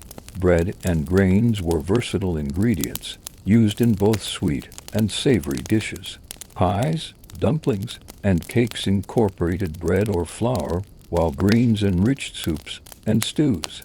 Even offal, vegetables, and fish could be combined with bread or grain-based dough to create filling meals. The adaptability of grains made them indispensable in both peasant and noble diets. Ultimately, bread and grains were more than mere sustenance. They structured daily meals, defined social hierarchy, influenced trade and economy, and carried religious and symbolic meaning. From the humble dark loaves of peasants to the spiced white breads of nobles, they were central to the medieval culinary world, providing stability, nutrition, and continuity across centuries. In the next part, we will explore medieval meat and protein sources, examining livestock, hunting preservation methods, and the cultural significance of meat in diets from peasants to kings. In medieval Europe, meat and protein sources were highly valued but unevenly distributed. while peasants relied mostly on legumes, dairy, and occasional small animals. The nobility and wealthy had access to a wide variety of meats, from domestic livestock to game hunted in forests. The ways in which meat was raised, preserved, and prepared reveal not only dietary habits, but also social hierarchy, economic structures, and cultural attitudes toward food. Domestic livestock provided the foundation of protein for most communities. Cattle, pigs, sheep, goats, and poultry were raised according to climate, resources, and household needs. Cattle were valued for both milk and meat, although dairy often took precedence, especially in peasant diets. Pigs were easier to raise, reproducing quickly and thriving on scraps, acorns, and forage, making them a reliable source of pork, bacon, and sausages. Sheep and goats provided meat, milk, and wool, while chickens, ducks, and geese supplemented diets with eggs and occasional meat. Hunting played a crucial role in noble diets. Forests, hunting preserves, and game parks offered venison, wild boar, rabbits, hares, pheasants, and other game birds. Hunting was both a source of food and a demonstration of skill, leisure, and status. The ability to hunt and the right to hunt certain species was often legally restricted to the aristocracy, reinforcing social hierarchies. Game was prized for its flavor and rarity, and elaborate preparation techniques were developed to showcase it at feasts. Meat preservation was essential, particularly before refrigeration. Salting, smoking, and drying were common methods, allowing meat to be stored for months. Salted pork and beef, smoked hams, and dried sausages provided protein during winter or periods of scarcity. Nobles often maintained specialized rooms or cellars for storing cured meats, while peasants relied on simpler methods such as hanging or smoking small cuts above the hearth. Preservation techniques not only extended shelf life but also influenced flavor, with salt, smoke, and fermentation creating tastes distinct from fresh meat. Butchery and preparation required skill. Animals were slaughtered carefully, and different cuts were designated for specific purposes. Prime cuts might be roasted for feasts, while less tender portions were boiled in stews or ground into sausages. Offal liver, kidneys, heart, lungs, and brain was commonly consumed by peasants and nobles alike, valued for nutrition and economy. Blood, too, was used to make puddings, sausages, or thickened stews, illustrating resourcefulness in using every part of the animal. Fish and seafood supplemented protein intake, especially on fasting days. Freshwater fish, such as carp, trout, and eels, were caught locally, while coastal communities consumed herring, cod, shellfish, and mollusks. Salted and smoked fish allowed inland populations to enjoy these proteins even when fresh supplies were unavailable. Monasteries often managed fisheries, preserving fish for both religious observance and sustenance. Meat consumption reflected social status. Nobles enjoyed large quantities and diverse types, often served in elaborate presentations with spices, sauces, and decorative garnishes. Peasants, constrained by cost and availability, consumed meat sparingly, typically during special occasions or festivals. Pork, poultry, and small game were the most accessible, while beef and venison were rarer and prized for their flavor and prestige. These disparities underscored the role of meat as both nutrition and social symbol. Culinary techniques enhanced flavor, tenderness, and visual appeal. Roasting on spits, boiling in seasoned broths, baking in pies, and frying in fat were all employed. Sauces made from wine, vinegar, herbs, and spices masked strong flavors or odors, particularly from preserved meats. Nobles took pride in the presentation of dishes, often transforming simple cuts into elaborate feasts with artistic arrangements and gilded garnishes. Protein from legumes and dairy was essential for the majority of the population. Peas, beans, lentils, and chickpeas provided substantial protein for peasants, often cooked in stews, porridges, or breads. Dairy products, milk, cheese, and butter supplemented protein intake and were staples in many diets, particularly in rural households. Monks and nuns also consumed cheese and eggs, balancing fasting restrictions with available protein sources. Cultural and symbolic meanings were attached to meat. Hunting, feasting, and the consumption of certain animals were linked to status, power, and tradition. Game represented nobility and skill, while the sharing of meat reinforced hospitality and hierarchy. Offal and less desirable cuts reflected resourcefulness, humility, and frugality, illustrating the intersection of morality, economy, and nutrition in medieval cuisine. Ultimately, meat and protein sources shaped nutrition, social structures, and culinary innovation. They reflected availability, season, and hierarchy, influencing daily meals and festive banquets alike.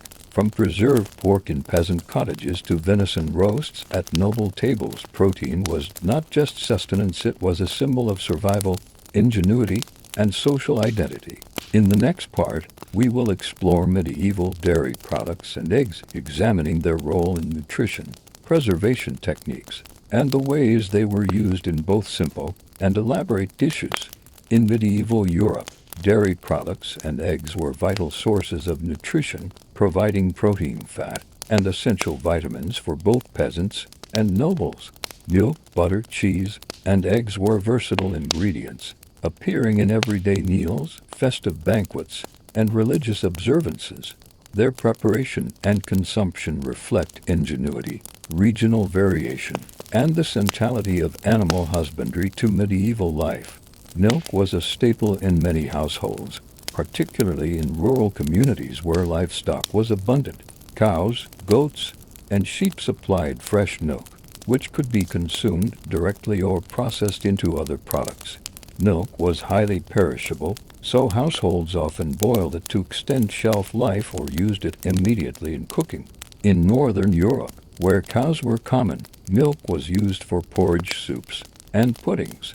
Goat and sheep milk were preferred in regions with rougher terrain or poorer soils, valued for their richness and ability to keep longer when skinned or processed. Butter was both a cooking fat and a source of flavor. Peasants made butter from churned cream, using it sparingly due to its value. It was applied to breads, porridge, and vegetables, adding richness and calories. Nobles used butter more liberally, incorporating it into sauces, roasted meats, and pastries. Butter could also be salted for preservation or flavored with herbs to enhance dishes. In some northern regions, butter replaced olive oil, which was rare and expensive, shaping local cuisine and taste preferences. Cheese played a central role in medieval diets, serving as a portable, durable, and nutritious food. Varieties ranged from fresh, soft cheeses to aged, hard types. Monks were instrumental in refining cheese-making techniques, producing specialties that could be stored for months or traded as valuable commodities. Peasants often consumed simple cheeses made from leftover milk, while the wealthy enjoyed aged, spiced, or imported cheeses that demonstrated taste and status. Cheese could be eaten alone, incorporated into pies and pastries, or melted into sauces, showcasing its versatility in medieval cooking. Eggs were another crucial protein source. Chickens were the most common egg producers, though ducks and geese supplemented diets in some regions. Eggs could be eaten boiled, fried, poached, or baked into breads, custards, and pies. They were also used as binding agents in pastries, meat mixtures, and sauces. In monasteries and noble households, eggs were a prized ingredient, often featured in elaborate dishes to demonstrate culinary skill and creativity. Preservation techniques were essential for dairy and eggs. Butter could be salted or stored in cool cellars to prevent spoilage, while cheese was aged to extend usability. Eggs, being perishable, were often consumed immediately, but methods such as coating in clay, lime, or ash allowed for longer storage in some cases. These techniques reflect the medieval understanding of food science, emphasizing practicality and resourcefulness. dairy and cooking extended beyond simple consumption. Milk, cream, and butter were combined with grains, meats, and vegetables to create rich pottages, custards, and sauces. Cheese could thicken stews, enhance flavor, or serve as a filling for pies and pastries. Eggs provided structure for baked goods, leavening for breads, and a binding element for both savory and sweet dishes. The combination of dairy and eggs allowed cooks to create textures, flavors, and presentations that elevated meals from basic sustenance to culinary artistry. Cultural and social aspects of dairy consumption were notable. In peasant households, milk, butter, and cheese were carefully rationed, reflecting both scarcity and practical necessity. Among the nobility, these ingredients symbolized abundance and refinement. The ability to serve fresh cream, fine cheese, or custard at a banquet demonstrated both wealth and culinary sophistication. Monastic communities often specialized in dairy production, contributing to local economies and preserving knowledge of techniques that would influence cuisine for generations. Religious considerations also affected dairy use. During fasting periods, milk, cheese, and eggs could sometimes substitute for restricted meats, providing necessary nutrients while adhering to spiritual guidelines. Monks and nuns developed recipes that complied with dietary restrictions yet maintained richness and palatability, highlighting the intersection of nutrition, religion, and creativity. Regional variations influenced the types of dairy products available. In mountainous areas, goats and sheep provided milk suited to cheese making, while flatlands supported cattle for milk and butter. Climate, geography, and agricultural practices determined which products were consumed fresh, processed, or preserved, shaping local diets and culinary traditions. Ultimately, dairy products and eggs were indispensable components of medieval life, contributing nutrition, flavor, and culinary flexibility. They connected households to agriculture, trade, and monastic innovation, while their preparation reflected skill, ingenuity, and social distinction. From simple peasant pottages enriched with milk to intricate custards and cheese-filled pastries at noble feasts, dairy and eggs exemplified the balance of practicality, nutrition, and artistry in medieval cuisine. In the next part, we will explore medieval vegetables and legumes, examining their central role in peasant diets, seasonal variation, preparation methods, and contribution to nutrition and flavor. In medieval Europe, vegetables and legumes were essential components of daily diets, particularly for peasants, providing bulk, nutrition, and flavor to meals. While nobles could afford lavish meats, spices, and imported goods, the majority of the population relied on the land's bounty: root vegetables, leafy greens, legumes, and herbs to sustain themselves throughout the year. These ingredients were versatile, nutritious, and often central to the creation of hearty, filling dishes. Root vegetables were among the most reliable crops for peasants. Carrots, parsnips, turnips, and beets thrived in cool climates and poor soils, making them staples across much of northern and central Europe. They could be stored through the winter, either in cellars, pits, or covered with straw, ensuring a consistent food supply during harsh months. These vegetables were typically boiled, roasted, or added to stews and pottages, where they contributed both flavor and bulk to modest meals. Cabbages and leafy greens were another mainstay. Cabbage, kale, leeks, spinach, and chard were commonly grown in home gardens or communal plots. These greens were hardy, easy to cultivate, and capable of surviving cold weather, providing essential vitamins and minerals. Peasants often boiled them with grains, legumes, or small amounts of meat, creating nutritious one-pot dishes. Greens could also be fermented or pickled, extending their shelf life and offering variety during winter months. Legumes, such as peas, beans, lentils, and chickpeas, were crucial sources of protein for those who could not afford meat regularly. These crops were inexpensive, easy to grow, and high in nutritional value. Legumes were commonly cooked into pottages or mixed with grains to create filling, sustaining meals. Dried legumes could be stored for months, providing reliable nourishment through lean seasons, and could be seasoned with herbs, onions, or small amounts of fat to enhance flavor. Onions, garlic, and herbs played dual roles, enhancing taste and providing medicinal benefits.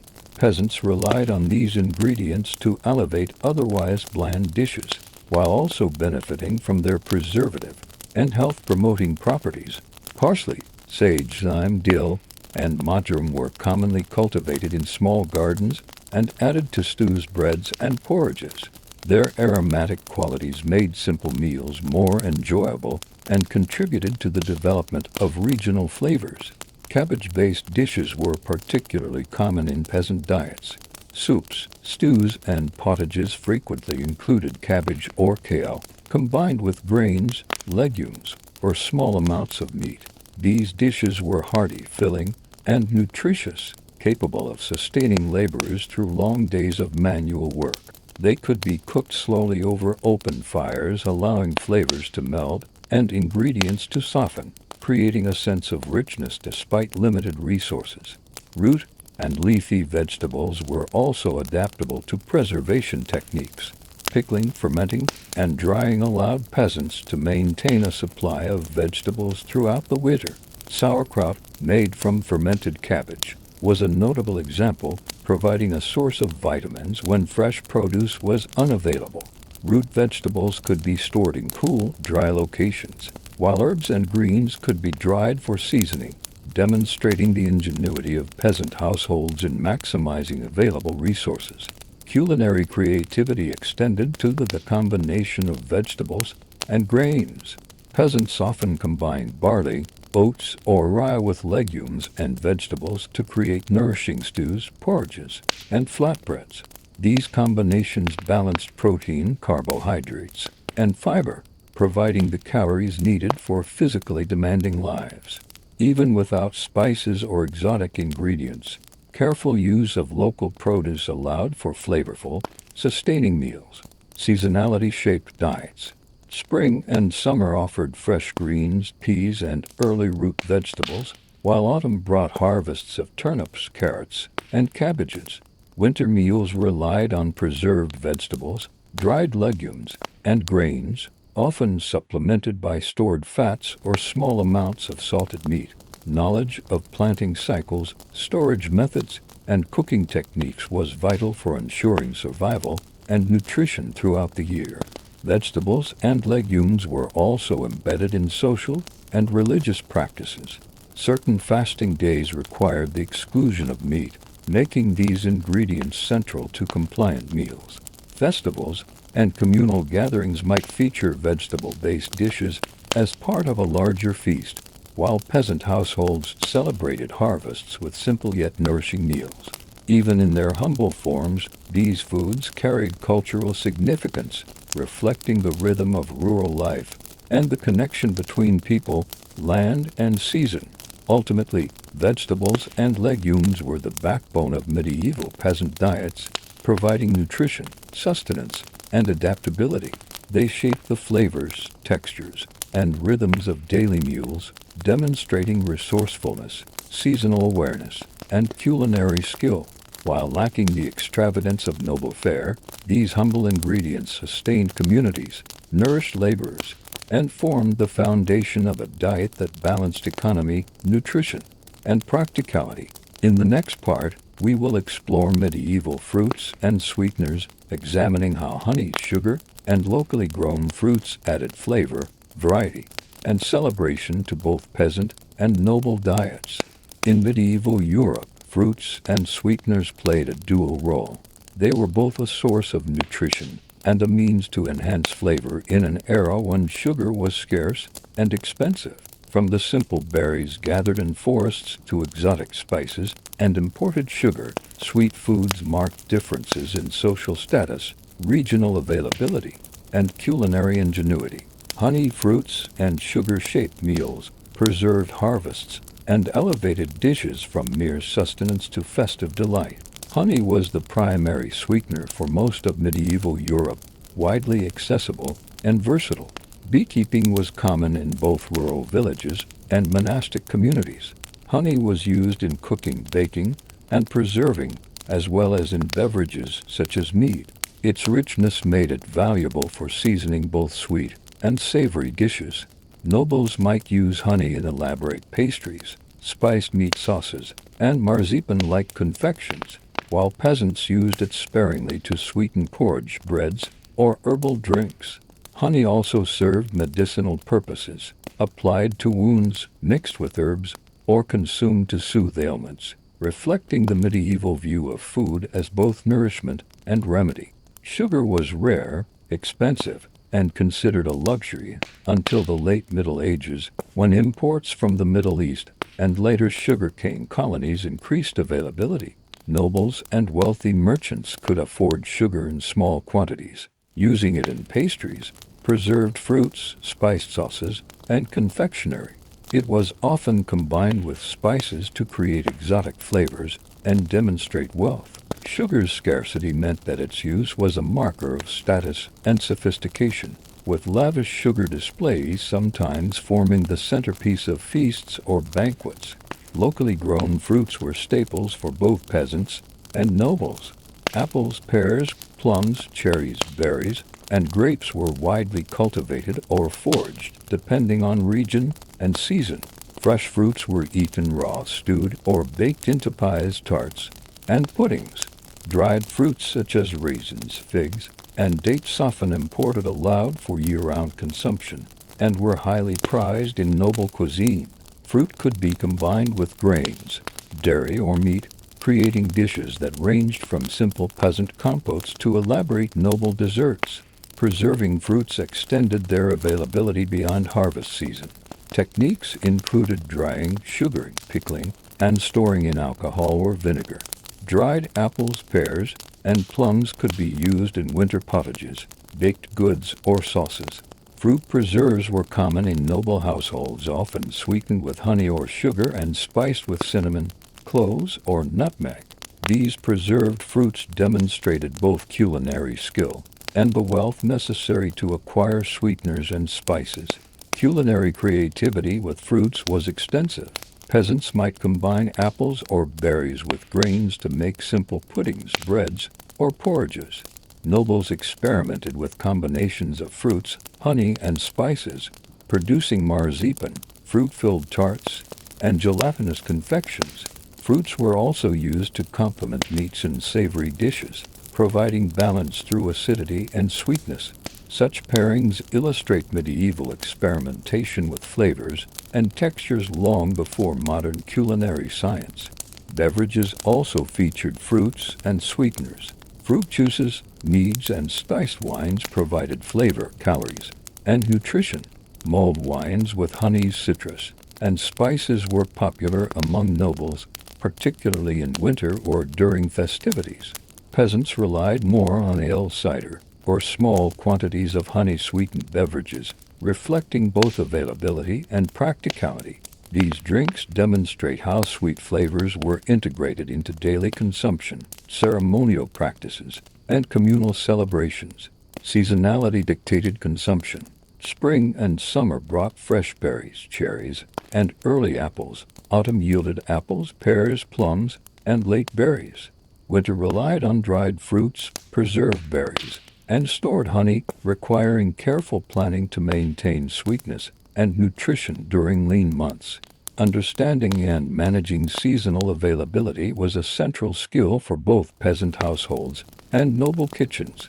Religious practices and festivities also highlighted fruits and sweeteners. Certain holy days and fasts allowed fruits or honey as substitutes for restricted foods. Festivals often featured fruit-filled pastries, spiced cakes, or honey-sweetened desserts, emphasizing the symbolic and celebratory role of sweetness in medieval life. For nobles, lavish displays of candied fruits or sugar creations could signal wealth, refinement, and generosity. Regional variation shaped which fruits and sweeteners were used. Northern Europe relied heavily on apples, pears, and berries, while the Mediterranean offered citrus, figs, and grapes. Honey was universal, while sugar and exotic dried fruits were limited to wealthier regions with access to trade routes.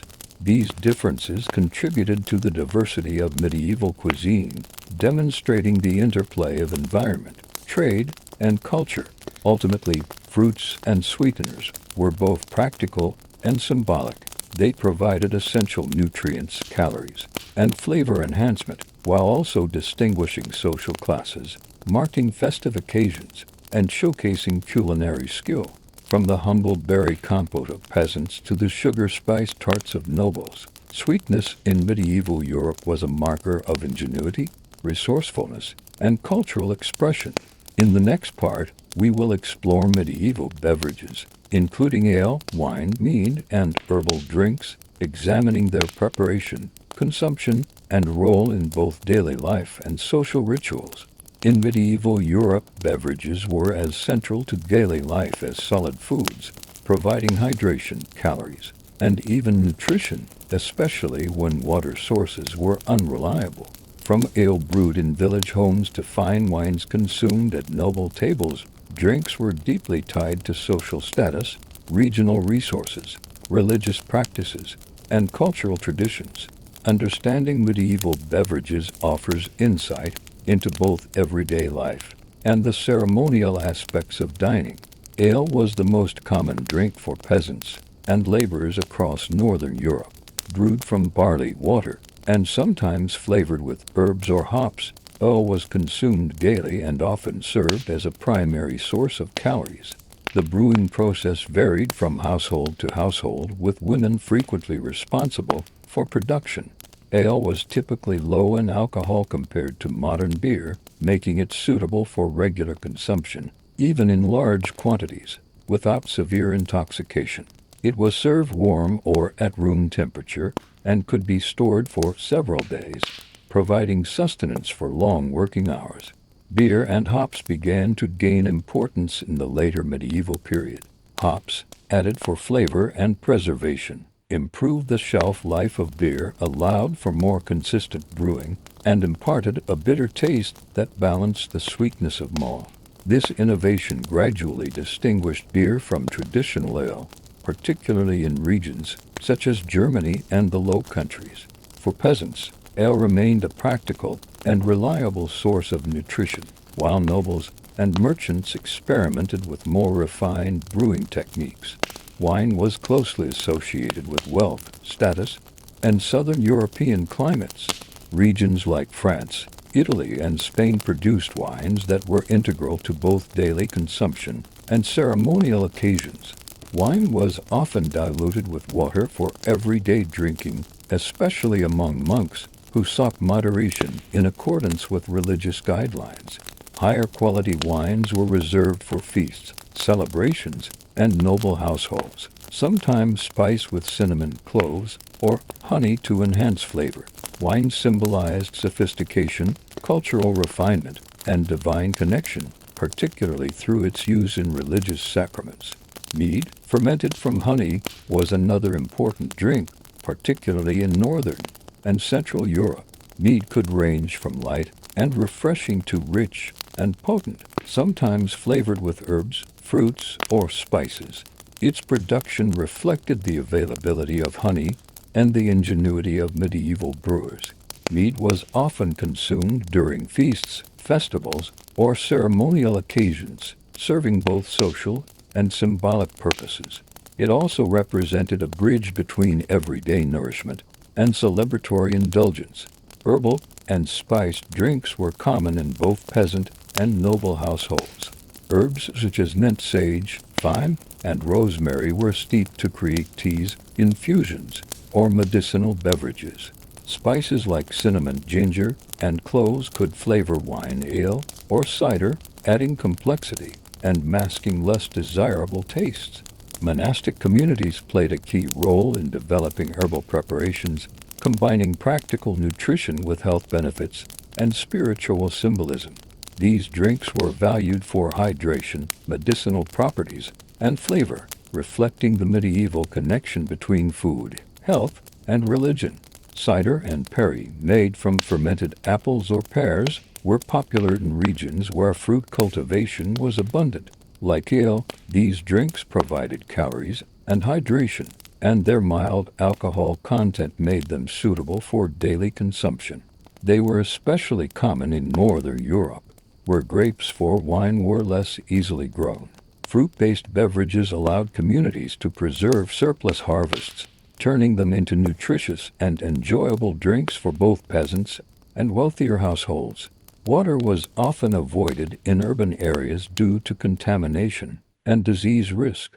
Wells and rivers could carry bacteria or pollution, making beverages like ale and wine safer alternatives. Even in rural areas, boiling water or fermenting grains and fruits into drinks reduced health risks. This practical reliance on fermented or spiced beverages shaped both culinary habits and public health in medieval towns and villages. Religious regulations influenced drinking habits. Monks and nuns followed rules on moderation, often consuming watered wine or diluted ale to comply with fasting and abstinence guidelines. Lay people were encouraged to avoid overindulgence, though festivities, feasts, and holidays allowed more liberal consumption. Beverages were closely tied to the liturgical calendar, fasting periods, and sacramental practices, linking daily hydration with spiritual observance. Social and cultural aspects of drinking were significant. Alehouses and taverns served as gathering places where communities met, exchanged news, and conducted business. Noble banquets showcased wine and spiced beverages as symbols of wealth, hospitality, and refinement. Drinking rituals, toasting, and shared cups reinforced bonds, hierarchy, and communal identity, making beverages an integral part of social life. Ultimately, medieval beverages were both practical and symbolic. They sustained labors, celebrated abundance, and marked social distinction. Ale nourished peasants, wine elevated feasts, mead added sweetness, and herbal infusions provided flavor and medicinal benefit. Drinks shaped the daily rhythms of life, influenced health, and conveyed cultural meaning, demonstrating that hydration and nutrition were deeply intertwined with social, economic, and religious structures. In the next part, we will explore medieval cooking techniques and kitchen practices, examining how food was prepared, cooked, and preserved in both peasant cottages and noble households. In medieval Europe, cooking techniques and kitchen practices were shaped by available technology, social status, and regional resources. From the simple hearth in a peasant cottage to the elaborate kitchens of castles and monasteries, the methods used to prepare, cook, and preserve food defined both daily life and feasting culture. Understanding these practices reveals how medieval people transformed raw ingredients into nourishing meals while balancing practicality, safety, and taste. The hearth was the center of the home in most peasant households. A central fireplace provided heat for cooking, warmth, and light. Pots, cauldrons, and kettles hung over open flames, allowing food to simmer, boil, or stew. Griddles or flat stones could be used for baking flatbreads, pancakes, or simple pastries. The hearth was also a gathering place where families ate together, shared news, and maintained the household. Cooking over an open fire required constant attention to prevent burning and manage heat, making it both labor-intensive and skillful. Cooking methods included boiling, roasting, baking, frying, and steaming. Boiling was common, especially for pottages, soups, and stews, which could combine grains, legumes, vegetables, and small amounts of meat. Roasting, particularly over an open fire or spit, was favored for larger cuts of meat and poultry. Frying in animal fats or butter added flavor and calories, while baking in clay or brick ovens allowed for breads, pies, and pastries. Steaming, often using covered pots or baskets, preserved moisture and nutrients, particularly for vegetables and grains. Kitchen tools varied by household and status. Peasants used simple wooden spoons, knives, and basic pots, while nobles had access to copper, brass, and iron cookware. Knives, cleavers, and skimmers allowed for butchery, portioning, and skimming fats from broths. Mortars and pestles crushed herbs and spices, while sieves and strainers refined grains and liquids. These tools, though basic by modern standards, were essential for daily cooking and reflected the ingenuity of medieval culinary practice. Baking techniques were central to both peasant and noble diets. Peasants often baked breads and simple cakes in communal or home ovens, sometimes using clay or stone baking surfaces. Nobles and monasteries had access to large brick or masonry ovens, allowing for more elaborate breads, pastries, and pies. Baking required careful control of temperature, timing, and ingredients, as undercooked bread could be inedible and overbaked food could spoil quickly. Preservation and storage were integral to kitchen practices. Salting, smoking, drying, and pickling allowed meat, fish, and vegetables to last through seasons of scarcity. Dairy products, such as butter and cheese, could be stored in cool cellars, while grains and legumes were kept in sacks or bins to protect from pests. Honey and sugar preserved fruits and created confections that lasted for months. Monastic kitchens often led the way in developing preservation techniques, sharing knowledge and improving storage methods across communities. Spices and flavorings played a major role in medieval cooking, especially among nobles. Imported spices like cinnamon, cloves, nutmeg, and pepper added complexity to meat, fish, and pastry dishes. Herbs and local seasonings, parsley, sage, thyme, dill, were widely used by both peasants and elites. Blending flavors was both an art and a demonstration of wealth. The ability to afford imported spices marked status, while careful use of herbs showcased culinary knowledge. Kitchen organization and staff differed by social class. Peasant households had few helpers, often relying on women and children for meal preparation. Noble households maintained specialized kitchens with teams of cooks, assistants, and servers, each responsible for specific tasks such as roasting, baking, or sauce making. Large feasts required careful coordination, timing, and presentation, turning cooking into both a practical and ceremonial enterprise. Food safety was a concern, though poorly understood in modern terms. Boiling, roasting, and salting helped prevent spoilage, while fermentation and pickling preserved vegetables and dairy. Smells and appearance were primary indicators of freshness. Despite these precautions, contamination and foodborne illness were common, particularly in densely populated towns or during long storage periods. Regional and seasonal variation affected cooking practices.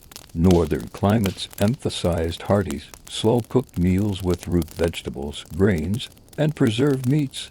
Southern regions incorporated fresh herbs, fruits, and olive oil, with more elaborate pastries and sauces. Seasonal availability dictated which techniques were used, from fresh boiling and roasting in summer to preserved and fermented foods in winter. Ultimately, medieval cooking techniques and kitchen practices balanced necessity, skill, and creativity. From simple hearth cooking to elaborate feasts, these methods allowed people to maximize flavor, nutrition, and efficiency while accommodating social, religious, and economic realities. Mastery of fire, utensils, and preservation transformed raw ingredients into meals that nourished, celebrated, and symbolized status. In the next part, we will explore medieval feasts and dining etiquette, examining how meals were structured, presented, and enjoyed in both peasant cottages and noble halls. In medieval Europe, feasts and dining etiquette were more than simple acts of eating. They were social rituals that reflected status, community, religion, and culture. From the modest peasant table to the grand hall of a noble castle, the way people ate, the types of food served, and the behaviors expected at the table were all shaped by social hierarchy, seasonal rhythms, and culinary tradition. Understanding medieval dining provides insight into both everyday life and the ceremonial significance of meals. Peasant meals were practical and communal. Most peasants ate 1 or 2 substantial meals per day, often consisting of porridge, pottage, bread, cheese, vegetables, and occasionally meat or fish. The table, if present, was simple, sometimes just a wooden plank or a bench around the hearth. Meals were eaten together, with each family member sharing from common bowls or pots. Social hierarchy within the household dictated order. Elders or heads of families typically ate first, with children and laborers following. Eating utensils were minimal: wooden spoons, knives, and hands were commonly used, with bread sometimes serving as a plate or scoop. Communal aspects of dining extended beyond the family. Villages often held communal meals during harvests, festivals, or religious celebrations, reinforcing social cohesion and collective labor.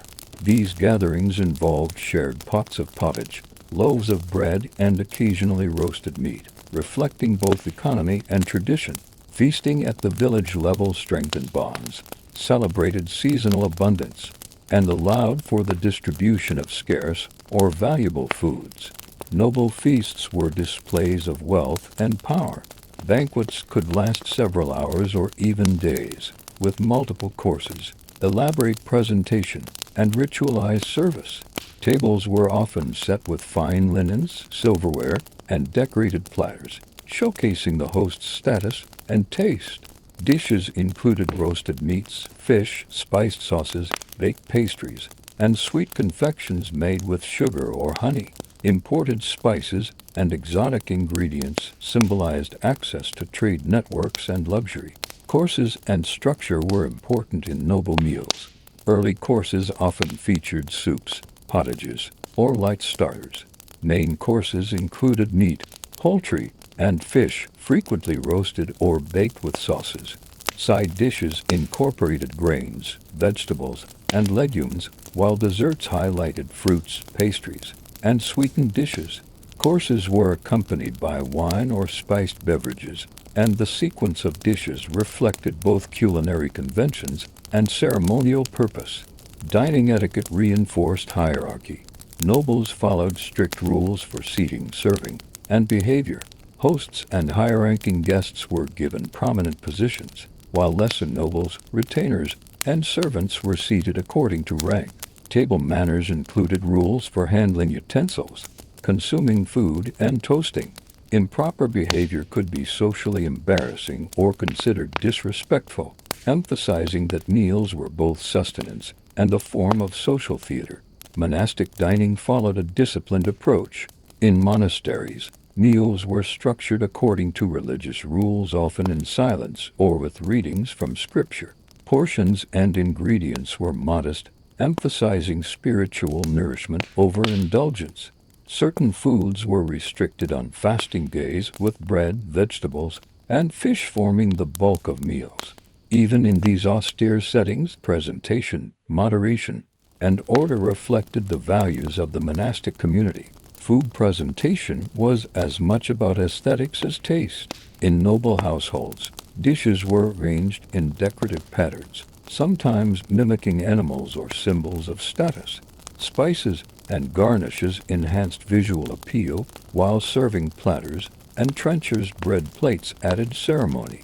In peasant homes, presentation was simpler, but care was taken to distribute portions fairly and make meals appetizing within practical limits. Feasting also marked religious and seasonal events. Christmas, Easter, saints' days, and harvest festivals prompted special meals. Meat, fish, dairy, fruits, and sweetened dishes were included according to availability, tradition, and social expectation. Feasts combined celebration with ritual, reinforcing communal identity, gratitude, and religious observance. Practical considerations influenced dining as well. Preservation techniques determined what foods were available, while seasonal cycles affected meal composition. Peasant tables relied on grains, legumes, vegetables, and preserved foods, with fresh meat or dairy as supplements. Noble tables could include fresh game, imported spices, and delicacies from distant lands, reflecting both abundance and social aspiration. Ultimately, Medieval feasts and dining etiquette were a reflection of society itself. Meals sustained the body, conveyed status, reinforced hierarchy, and celebrated both community and faith. From the modest shared bowls of peasants to the ornate banquets of kings and nobles, dining was a blend of practicality, artistry, and cultural expression.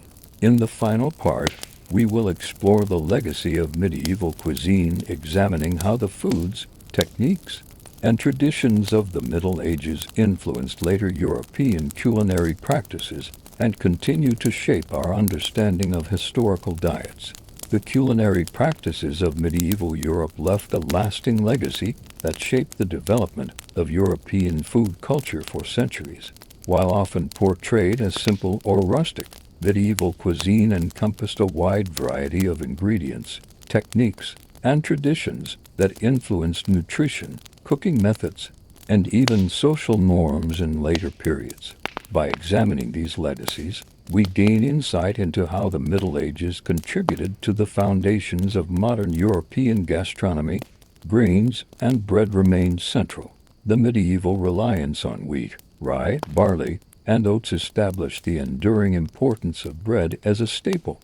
Techniques for milling, leavening, and baking evolved over time, building on medieval methods. Even today, European breads, whether rustic rye loaves, artisan wheat bread, or regional specialties, reflect centuries of innovation rooted in medieval practice. The symbolic and ritualistic significance of bread, seen in religious and communal contexts, also persisted into Renaissance and modern European culture. Meat and protein traditions influenced diet and culinary hierarchy. Medieval practices of roasting, boiling, and preserving meat laid the groundwork for later European cooking. The distinction between peasant and noble consumption persisted, with luxury cuts, game, and exotic preparations remaining markers of wealth and status. Techniques like salting, smoking, and spicing for preservation and flavor continued to be refined in early modern European cuisine. Even humble dishes, such as pottages and stews, informed the development of traditional European comfort foods. Dairy and eggs shaped both flavor and nutrition. Cheese making, butter preparation, and egg-based dishes were refined in monasteries and rural households, influencing culinary traditions in France, Italy, Switzerland, and beyond. Many regional cheeses still enjoyed today, such as Gouda, Roquefort, and Parmesan, have origins in medieval techniques. Custards, tarts, and baked goods featuring eggs and dairy also trace their lineage to medieval experimentation with texture, richness, and preservation. Vegetables and legumes established the backbone of peasant cuisine, which informed later rural diets and regional culinary identities. Techniques for boiling, stewing, pickling, and fermenting vegetables carried forward into Renaissance and early modern European cooking. Root vegetables, cabbage, legumes, and leafy greens remained central to everyday meals, and their combination with grains and herbs provided the foundation for dishes such as soups, stews, and casseroles that endured for centuries. Fruits, honey, and sugar created the foundation for European sweets. Medieval experimentation with preserved fruits, spiced confections, and honey-based desserts influenced later baking traditions. The introduction of imported sugar transformed desserts, while spices and sweeteners maintained their status as markers of wealth and sophistication. Tarts, pies, preserves, and candies in Renaissance Europe owed much to medieval ingenuity in combining fruits, sweeteners, and spices. Beverages from ale to wine shaped social and cultural life. Brewing techniques for ale and beer developed in medieval households became the foundation for later European beer traditions. Wine culture, particularly in southern Europe, evolved from medieval practices of viticulture, fermentation, and spicing. Mead, cider, and herbal infusions influenced regional beverage traditions, while communal drinking practices reinforced social bonds that persisted in taverns, inns, and public houses for centuries. Cooking techniques and kitchen practices endured and evolved. The hearth, roasting, Baking, boiling, frying, and steaming core methods of medieval kitchens continued to inform Renaissance and early modern kitchens. Monastic and noble kitchens, which refined preparation, preservation, and presentation, set precedents for culinary organization, training, and etiquette.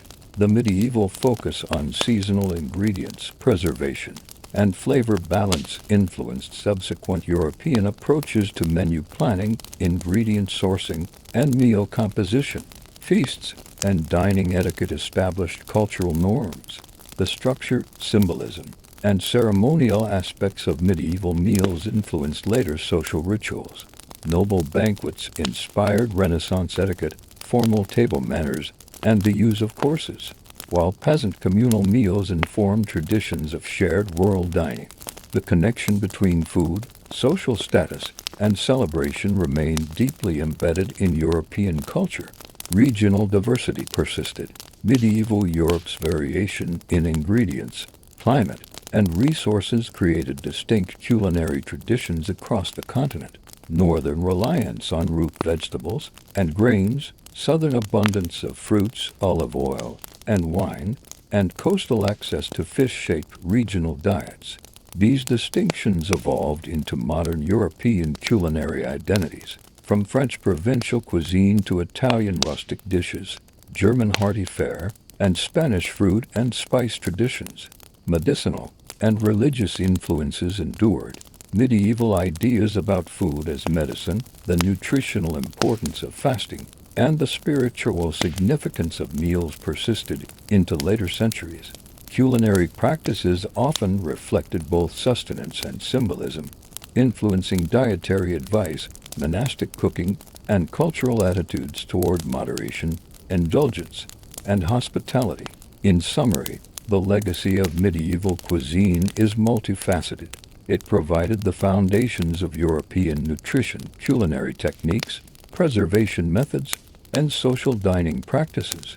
It established distinctions between social classes through access to ingredients, refined flavor profiles with spices and sweeteners, and shaped communal and ceremonial aspects of eating. From peasant pottages to noble banquets, the ingenuity, adaptability, and artistry of medieval cooks left an enduring imprint, influencing not only the foods we eat but also how we prepare, share, and celebrate meals across Europe to this day.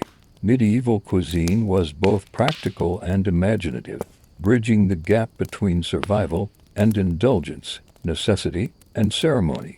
Its influence resonates in bread-making, cheese production, baking, brewing, feasting rituals, and regional food traditions, reminding us that the culinary foundations of modern Europe are deeply rooted in the ingenuity, resourcefulness, and creativity of the Middle Ages.